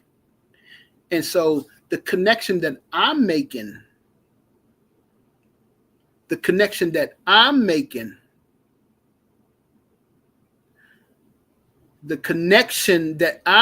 Brother Cedric, is that this is how you map the spiritual world. You can't, there is no number. -2 times -2 gives you a positive. You multiply any negative times each other, it's going to give you a positive. So you don't have a number that's going to give you a negative, Brother Cedric. And I'm saying that the ancestors understood this. That's what I'm saying. No, you ain't gonna find a white boy to say this. I'm making this connection. When we go to the complex plane, when you mapping the real and the imaginary. So this is just I put this on there just to show you how you map, map the real and imaginary numbers. You have the real line, the real axis, and the imaginary axis, and you adding the real number plus the imaginary number, and you graph it. Okay, so that's how you could graph it. When you're doing the graph on the complex plane. Complex numbers, they have the form of Z equals A plus IB, where A is the real part, B is the imaginary part. Complex numbers don't map to third dimensions. That's the key point. They don't map to our dimension. We live in a third dimension, but they don't map to our dimension. You can only map complex numbers to the fourth dimension or higher. The fourth dimension, if we live in a third dimension, then what's the fourth dimension? The spiritual realm. So complex numbers only map to the fourth dimension. And I'm saying that our ancestors would have understood this.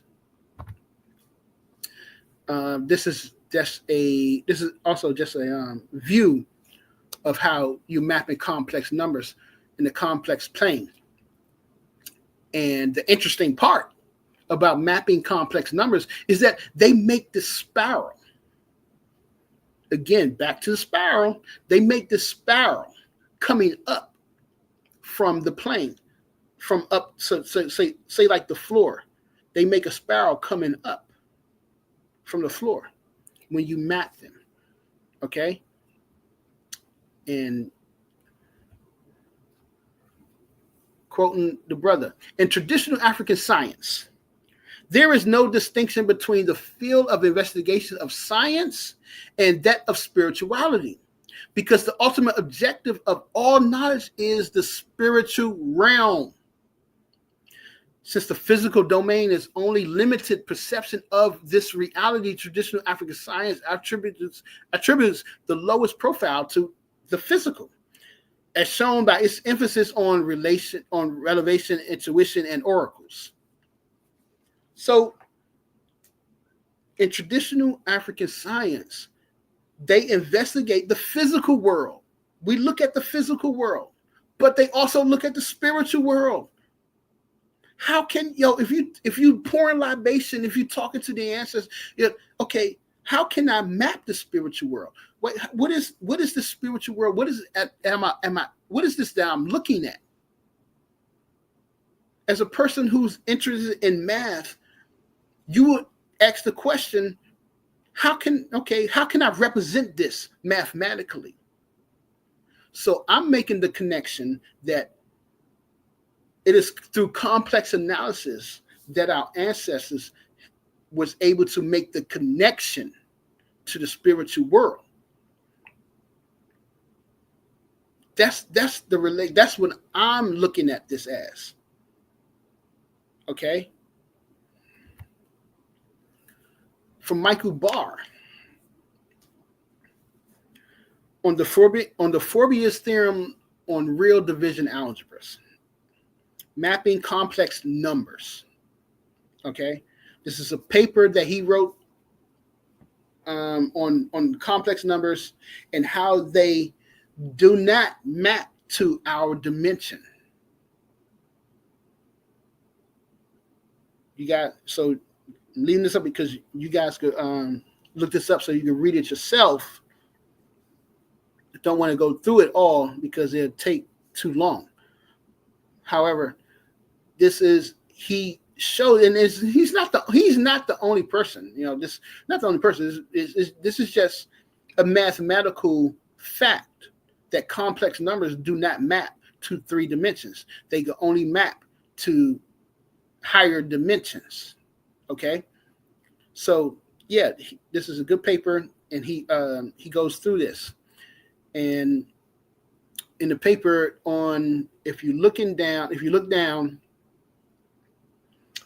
we're at number 7. I guess number 7 or number 6. We can start at number 6, where he says, for x is an element of a minus ri, ii does not equal ix. Thus the function sigma maps from a to a, given by sigma of x. Ix and ix of ix and the power of x1 equals negative I xi, is an involution of a over r. R is the real, over the real numbers, whose fixed field is ri.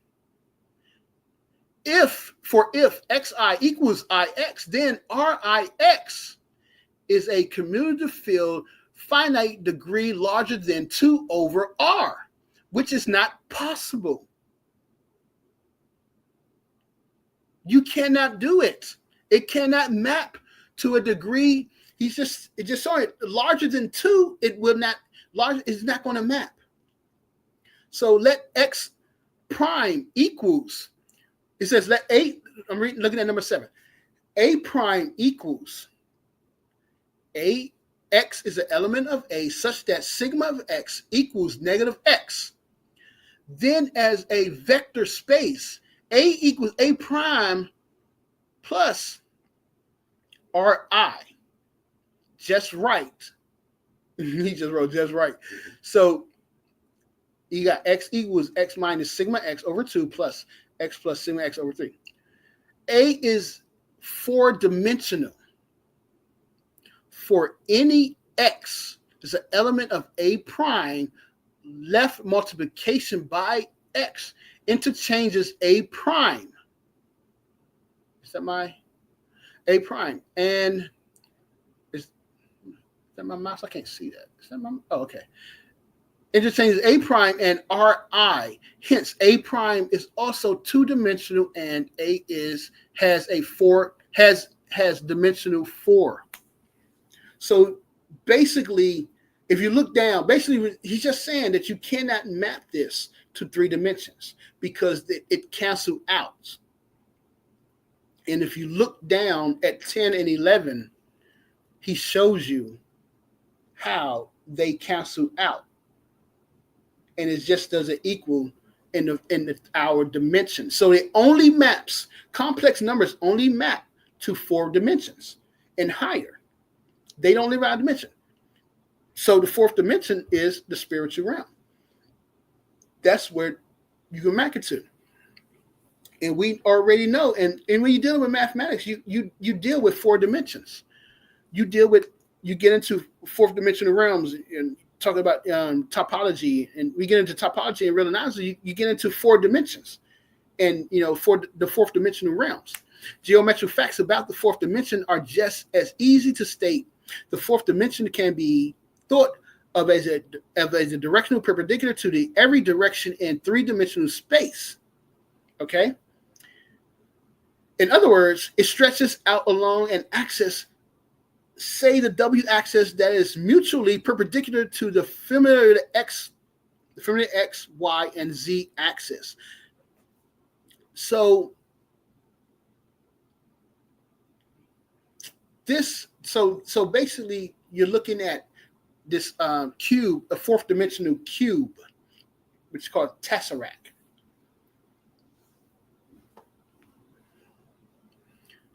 And like I said, in mathematics, you come across this a lot. You come across this as you get into the higher classes. You're dealing with abstract algebra, topology. Like what? Fourier transformation series and stuff like that. You get into 4th dimensional math and higher dimensions in math where you get to talk about it. So what am I trying to say? I'm saying that our ancestors understood fourth dimensional mathematics because they already understood that there was another dimension by them connecting with the ancestors, pouring libation, you go on rituals and going to trance, making sacrifices. They understood that there was another dimension beyond what we know. That's what I'm trying to say. And from Richard Gilling's book, Mathematics in the Time of the Pharaohs, you have what he said they call the jewel pyramid. Now, I just showed you, the tesseract, a fourth dimensional object from Western culture. This is a fourth dimensional mathematical object. Richard Gilling said that he got this from the Reisner papyri,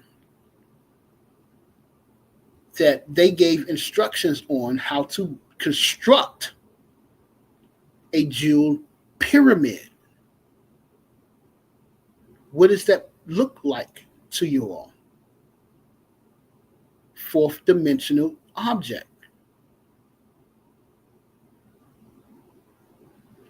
Interesting, because Richard Gillings is quoted in many math books, especially the ones I've just quoted earlier. What's her name? The one, Marshall Clegg and Ricci. He's quoted many math books. They quote him. I don't know if I guess he's one of the first ones to do this work or something, but none of them try to debunk or discredit what he says about this pyramid, about the jewel pyramid. None of them. Not one. And I've been trying to find more about this Reisner papyri and jewel pyramid, and I can't find any information. But if anybody else can find it, well, please let me know. But nobody debunks what he says about what he found. So again, the ideas of mathematics, of higher mathematics, of computation, of thinking in higher dimensions, it's not something that the Europeans brought forth. It's something that our ancestors been thinking about, been having the knowledge of. It's old, extremely old.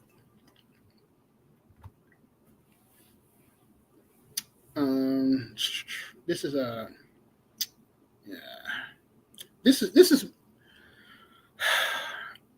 is my own paper. I haven't finished it, but what I realized is that you can prove that they knew higher mathematics, complex analysis, imaginary numbers, in the Great Pyramid, in the pyramid of those three pyramids, because it's still sitting there. It's right there on the wall. It's right there. And I could prove it mathematically. But I didn't want to, I don't know why that's on. I didn't want to put it on there because I haven't finished it. But trust me, I've already went through the math with my coworkers, and they all have their PhDs and master's degrees in mathematics. And they all said, hey, after I presented to them and showed them, they said, yo, you're right. Your math is sound. So I know I'm on track. So I'm going to get that work done so I can bring it out. Anyway, from a Eurocentric philosophy, as your foundation, mathematics, you have applied mathematics, applied science, which leads to artificial technology. So I asked you guys earlier, what is it? So when you hear somebody says, "Hey, our ancestors, they knew calculus, they knew advanced mathematics," and the usual response I get I hear from people is that, how come? Well, how come they didn't have, where's the advanced technology? How come they didn't do, this and that? There's no advanced. There's no proof of their advanced technology. However, I have to remind you all that we all been educated from a Eurocentric educational system. So we think the way they think. And the way that they think is that you learn mathematics. You master in mathematics. You use applied mathematics and your applied sciences to lead to create artificial technology. That's how white people think. That's how Europeans think. You're going to create. If you're listening to me right now, you're using artificial technology. The computer, the television, your fan, your cell phone is all created from artificial technology. The plastic, the screens, that's artificially created. That's how they think, and that's how they approach technology. That's not how our ancestors approached technology. From an African philosophical point of view, you're going to use mathematics to applied mathematics and applied science to create a natural technology, an organic technology.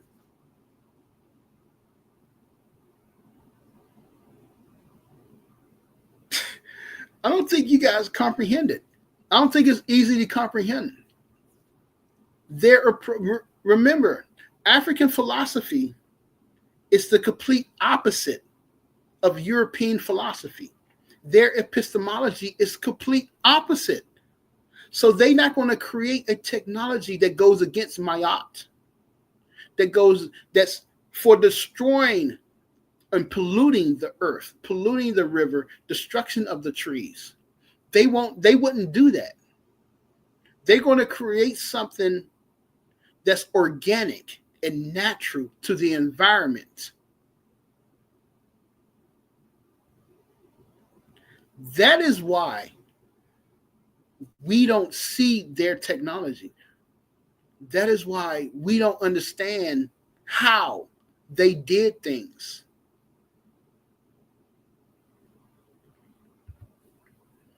When we watch, these when you listen to these Europeans, the History Channel and the BBC, and they talk about, these aliens technology, they created this technology. Did aliens come down and help build the pyramids? Did aliens, man, what technology did they have? It has to be aliens. Yeah, it's aliens to the Europeans because they don't understand it. So they called it aliens. But it wasn't alien to us. There's a whole thing on YouTube about alien technology from the History Channel. They can't understand how they drilled into the limestone. They found drills, core drill in marks. On the right hand of the screen, you see that drill. And it has these marks on it as a drill drilled into the limestone. They can't understand how that happened. What did they use to do that? And I'm telling you, they used a natural technology that was organic to the planet, that wouldn't harm the environment. That's why they can't find it, because it would have degraded over thousands of years. The technology of our ancestors was a natural technology. It wasn't artificial.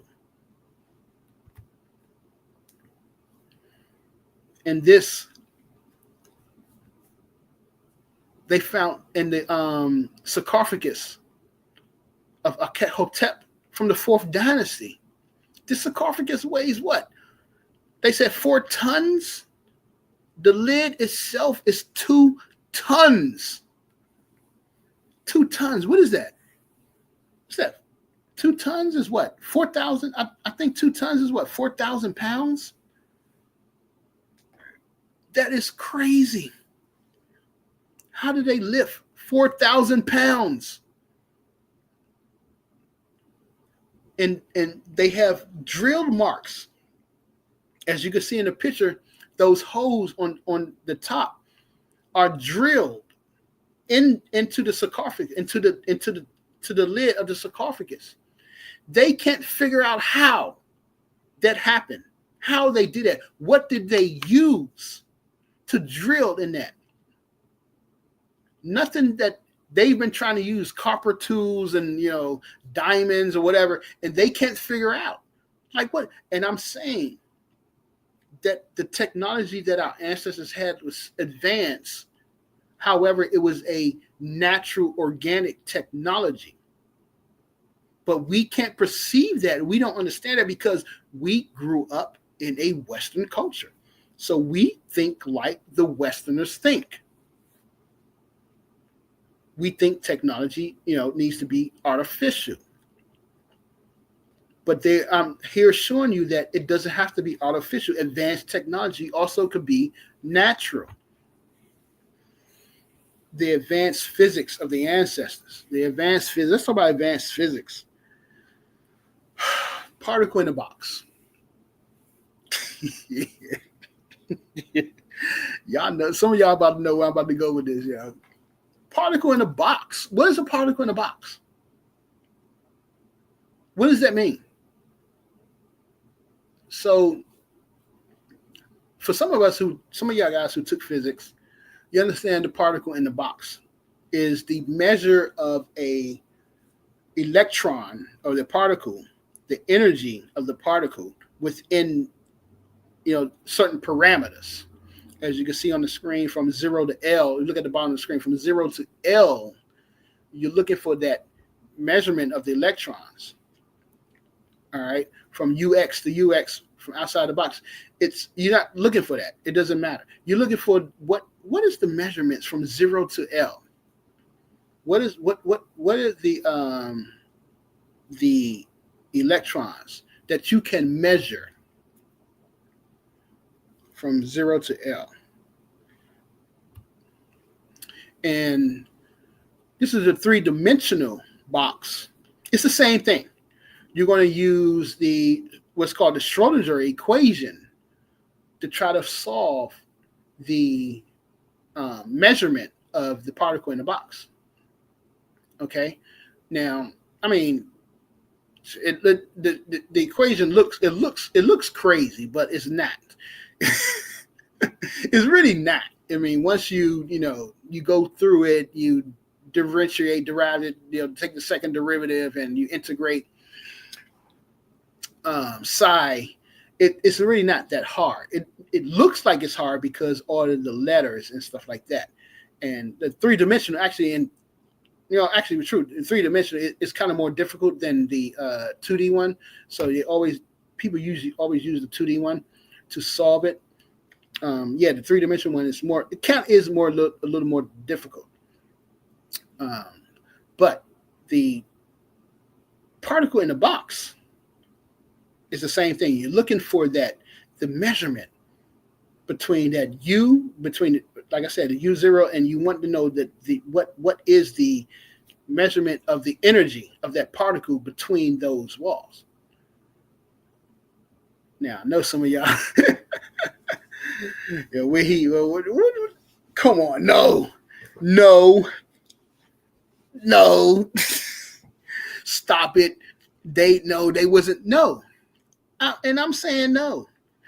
They didn't say particle in a box. No, they did not. However, I'm about to say that they had an understanding. They had an understanding of a particle, of what we call a particle in the box. How do I say this? Why do I say this?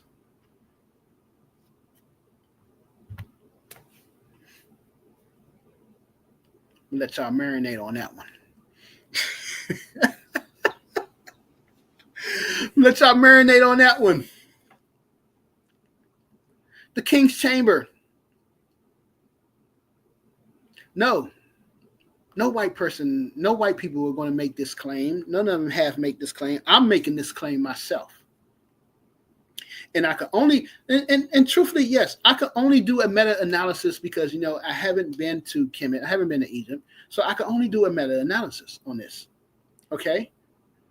And everything I've read has come back to like a particle in a box. I mean, come on. Come on. The King's Chamber. I'm making this statement and I'm standing on it that the King's Chamber is the application of a particle in a box. And like I said, I've only been able to do a meta-analysis. And most of the papers I read, they all said the same thing. It's only a few of them, but they all said the exact same thing. My brother, listen, as you can see, you have polarized some of the people in the chat. But I actually have to go. I got a super early day. I got to be up at 4 a.m. But I do want to extend this offer to you because I want you to come back.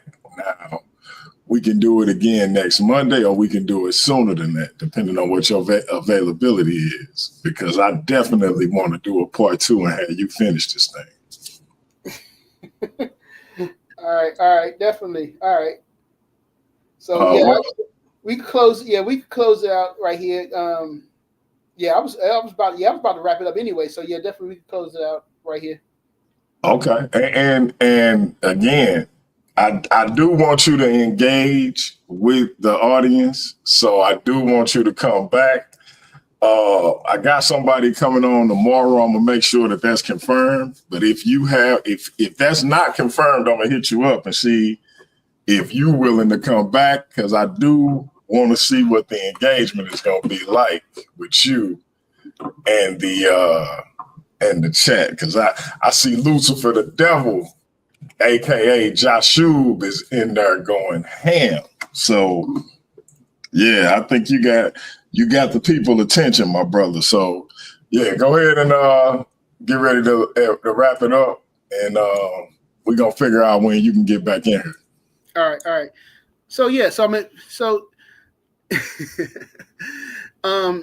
particle. I'm standing on it. Particle in the box is the King's Chamber, and they had understanding of it because in the room itself there's a different frequency. However, in the sarcophagus itself is a complete different frequency, and that is a particle in a box. All right, so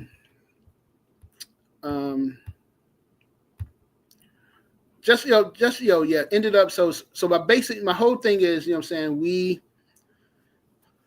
we have to get back to doing science the way our ancestors did, and that is incorporating the spiritual realm as well. We have to investigate the spiritual realm, look at the spiritual realm, and don't deny it just because white people say it's not real, it's not true, and it doesn't exist.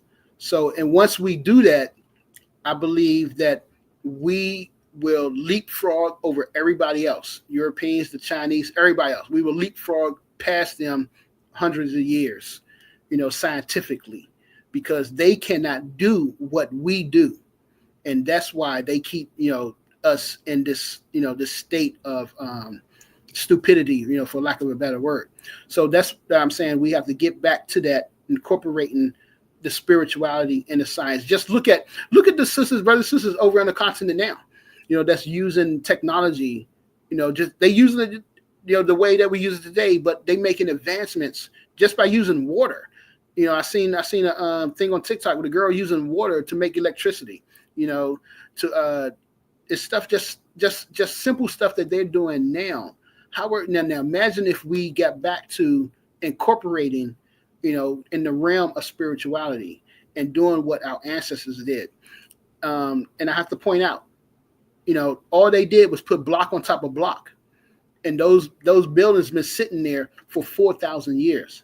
However, no matter what you talk about Western culture, they can't, you know, ain't nothing in Western culture that's going to stand for 100 years without needing to be refurbished. So we need to get back to incorporating the spiritual side of science and make those advancements. I know it's daunting and confusing for most. However, for some of us, it's not. And let's just do that. Done. Indeed. Okay. Hey, listen, family. Under normal circumstances, I would have y'all come in and engage with this brother. I thought this was a powerful presentation. However, I do have to run. As y'all know, I got a 9-to-5 and 2 businesses, and I'm trying to get this money. So unfortunately, I'm down 2 employees with the cleaning service, and I got to get it myself. Me and my son, we're going to go do some scrubbing ourselves. And then I got to get in the work van and do some courier work myself. And then I still got to hit the 9-to-5. So busy day tomorrow. But I did want to get this in with the brother. So I'm glad he came through, and we will have him back. And Joshua, I know you itching to get at him, and I'm sure he itching to get at you. Hey, this brother is a martial artist. He ain't scared. So, but this is intellectual warfare in combat. So that's a little bit different, but I think the brother up to the task. I got 2 questions for you before we get out of here. Are you interested in debating? I don't know. I guess, but not really, because, like I said, I'm a follower of the. I like to listen to our elders, and you know what I'm saying, Marimba Ani, Robert Baruti, Anthony Browder. You know, they all say, you know, put in the work. You know, get out there, put in the work, do the work. You know what I'm saying? Being on YouTube and talking trash ain't doing nothing. Put in the work. So that's been my whole focus. You know, when I had my karate school, is to put in the work, is to educate kids, train them, but also as well as you know, my whole thing was I wanted to initiate them, you know, being adults, the boys, have initiate program for the boys, initiate program for the girls as well. You know what I'm saying? I guess I wouldn't shy from it, but it wouldn't be my focus. You know what I'm saying? It wouldn't be a focus of mine, because, you know, I'm definitely interested in definitely putting the work and working in the community and doing what has to be done. You know what I'm saying? Instead of just main focus, just being online and talking. You know what I'm saying? So I wouldn't shy away from it. Somebody like, yo, y'all want to debate this nigga? Yo, you talking about your white side, man? Yo, let's go, man. You know what I'm saying? You know what I'm saying? I love the master. The white people, they good people, man. Yeah. Why you gotta do them like that, man? Why you gotta do them like that? You know how they be. No doubt. That's hilarious. Oh, my last question is, what do you say to our brothers and sisters who say, hey, ancient Egypt, ancient Kemet ain't got, and look, just look at my right arm, like I'm in a situation. So, but they say, what do you say to our people who say ancient Kemet ain't got nothing to do with us? Them not our people. We Western Central African, which I don't deny, but they ain't got nothing to do with us. Why you talking about them? Why you saying they our ancestors?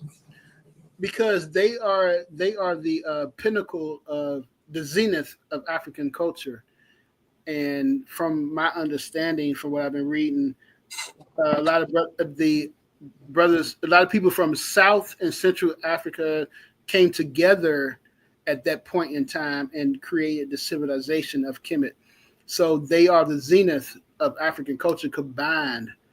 And just like the Europeans look towards Greece and the Greeks as their foundation, and nobody pushed back on them, why y'all just looking at Greek, the Greeks, it's their foundation.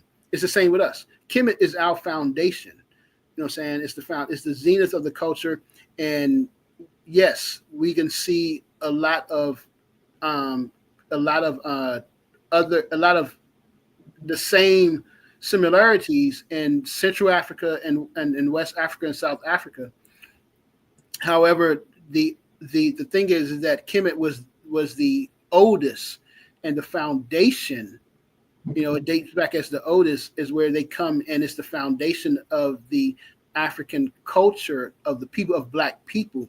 And there's a book by Brother Kamalu called Personal Divinity and Nature, and he says that you have to look at all the cultures in Africa. You just can't look at one, because the Europeans and the Asians, the Eurasians disrupted our Renaissance, and they disrupted our Renaissance. So what we don't find in Kemet, you'll find in Kikongo, you'll find in Basuto in South Africa, you'll find in West Africa, because it was scattered. You know what I'm saying? The people, the priests, the teachers, and the professors from Kemet, they left out and they went back inside into Africa but they kept the foundation. So Kemet was like I said, the zenith, and it was the point where at the time our people, Black people, came together as one and created a civilization based on the knowledge that they have and advanced technology, advanced mathematics. They put it all together in Kemet, and they tried to make it work, and they wanted to leave us. They wanted to leave us specifically with their information, with what they knew. And that's why they put it there. That's why they built those pyramids. That's why they built the temples, to leave us with the knowledge. So that's why we look at it, we study it, and then we can move to Central Africa. Then we can move to West Africa, South Africa, and study as well. Got it. All right, brother, I'm going to tap in with you tomorrow, see when we can get you back on here. Family, I thought this was a powerful presentation. This has been our brother Hercules, with Black Mathematics, and he will be back if I have something to say about it. But until then, it's your brother DMG. I do apologize for not being able to bring the people up, but we will do that next time. That being said, I have to go to sleep. So the next sound you will hear will be that of our brother, the musical Messiah Neo Love. We will be Black at it all this week. Paradigm Shift TV 314, Takeover Tuesday. We got our brother Zion coming through. Wednesday, we have a face-off for the Versus series with our brother Cut 'em Up Courtney taking on the Anonymous Hebrew. They will be figuring out what the topic will be for their upcoming Versus series debate. We're going to try to get Pan in here before the end of the week. He got some things to say about all the things going on in the Versus series. He want to remind y'all that he's still the king. And just so y'all know, hey, I agree. I shouldn't say agreed, but I definitely vibed with a lot of the things the brother said. But just for those who had some issues, always remember this. The opinions and perspectives shared by our guests and debaters on Paradigm Shift TV 314 and the Versus series are their own. They do not necessarily represent the views of the platform. We support open dialogue and critical thought, but encourage viewers to think for themselves. Yeah, I mean, so again, until next time, That's peace, man. We out of here. The following music is performed by the Musical Messiah, aka the most dangerous Bible believer. Please be advised by how hard it hits.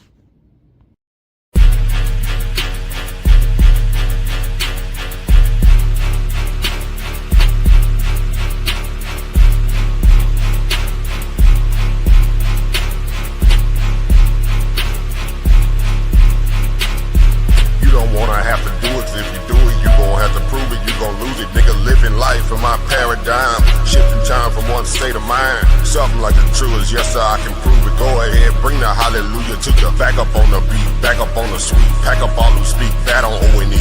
You don't wanna have to do it, if you do it, you gon' have to prove it, you gon' lose it. Nigga, living life in my paradigm, shifting time from one state of mind. Something like the truth is, yes sir, I can prove it. Go ahead, bring the hallelujah to the back up on the beat, back up on the sweet, pack up all who speak that on O&E.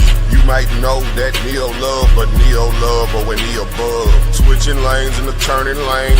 Old school, no roof above. Carpool, no room for her. Bitch, you cartoons, we gets it up. We check the sources, you listen to voices. You are not living like us. You say you creeping in houses and all of the monsters is living in fearing of us. Pussy, we are not monsters and we are not pouncing and we are not giving a fuck. We up the score on you niggas. We done outgrown out you niggas. Nigga, yeah. With DM the G, Craig and the Craig and nobody. They saying Judah the Nad, but he be trash. Bring me the bag. Why the fuck would you brag with? No, you ain't living that bad. You are not rad. I take your choices and put them inside of a bag. Smoke them like hash. Then dump out the ash and now the pussy on the crash. You don't wanna have to do it, if you do it, you gon' have to prove it, you gon' lose it. Nigga, living life in my paradigm, shifting time from one state of mind. Something like the truth is, yes sir, I can prove it. Go ahead, bring the hallelujah to the back up on the beat, back up on the sweet, pack up all who speak that on O&E. You don't wanna have to do it, if you do it, you gon' have to prove it, you gon' lose it. Nigga, living life in my paradigm, shifting time from one state of mind. Something like the truth is, yes sir, I can prove it. Go ahead, bring the hallelujah to the back up on the beat, back up on the sweet, pack up all who speak that on O&E.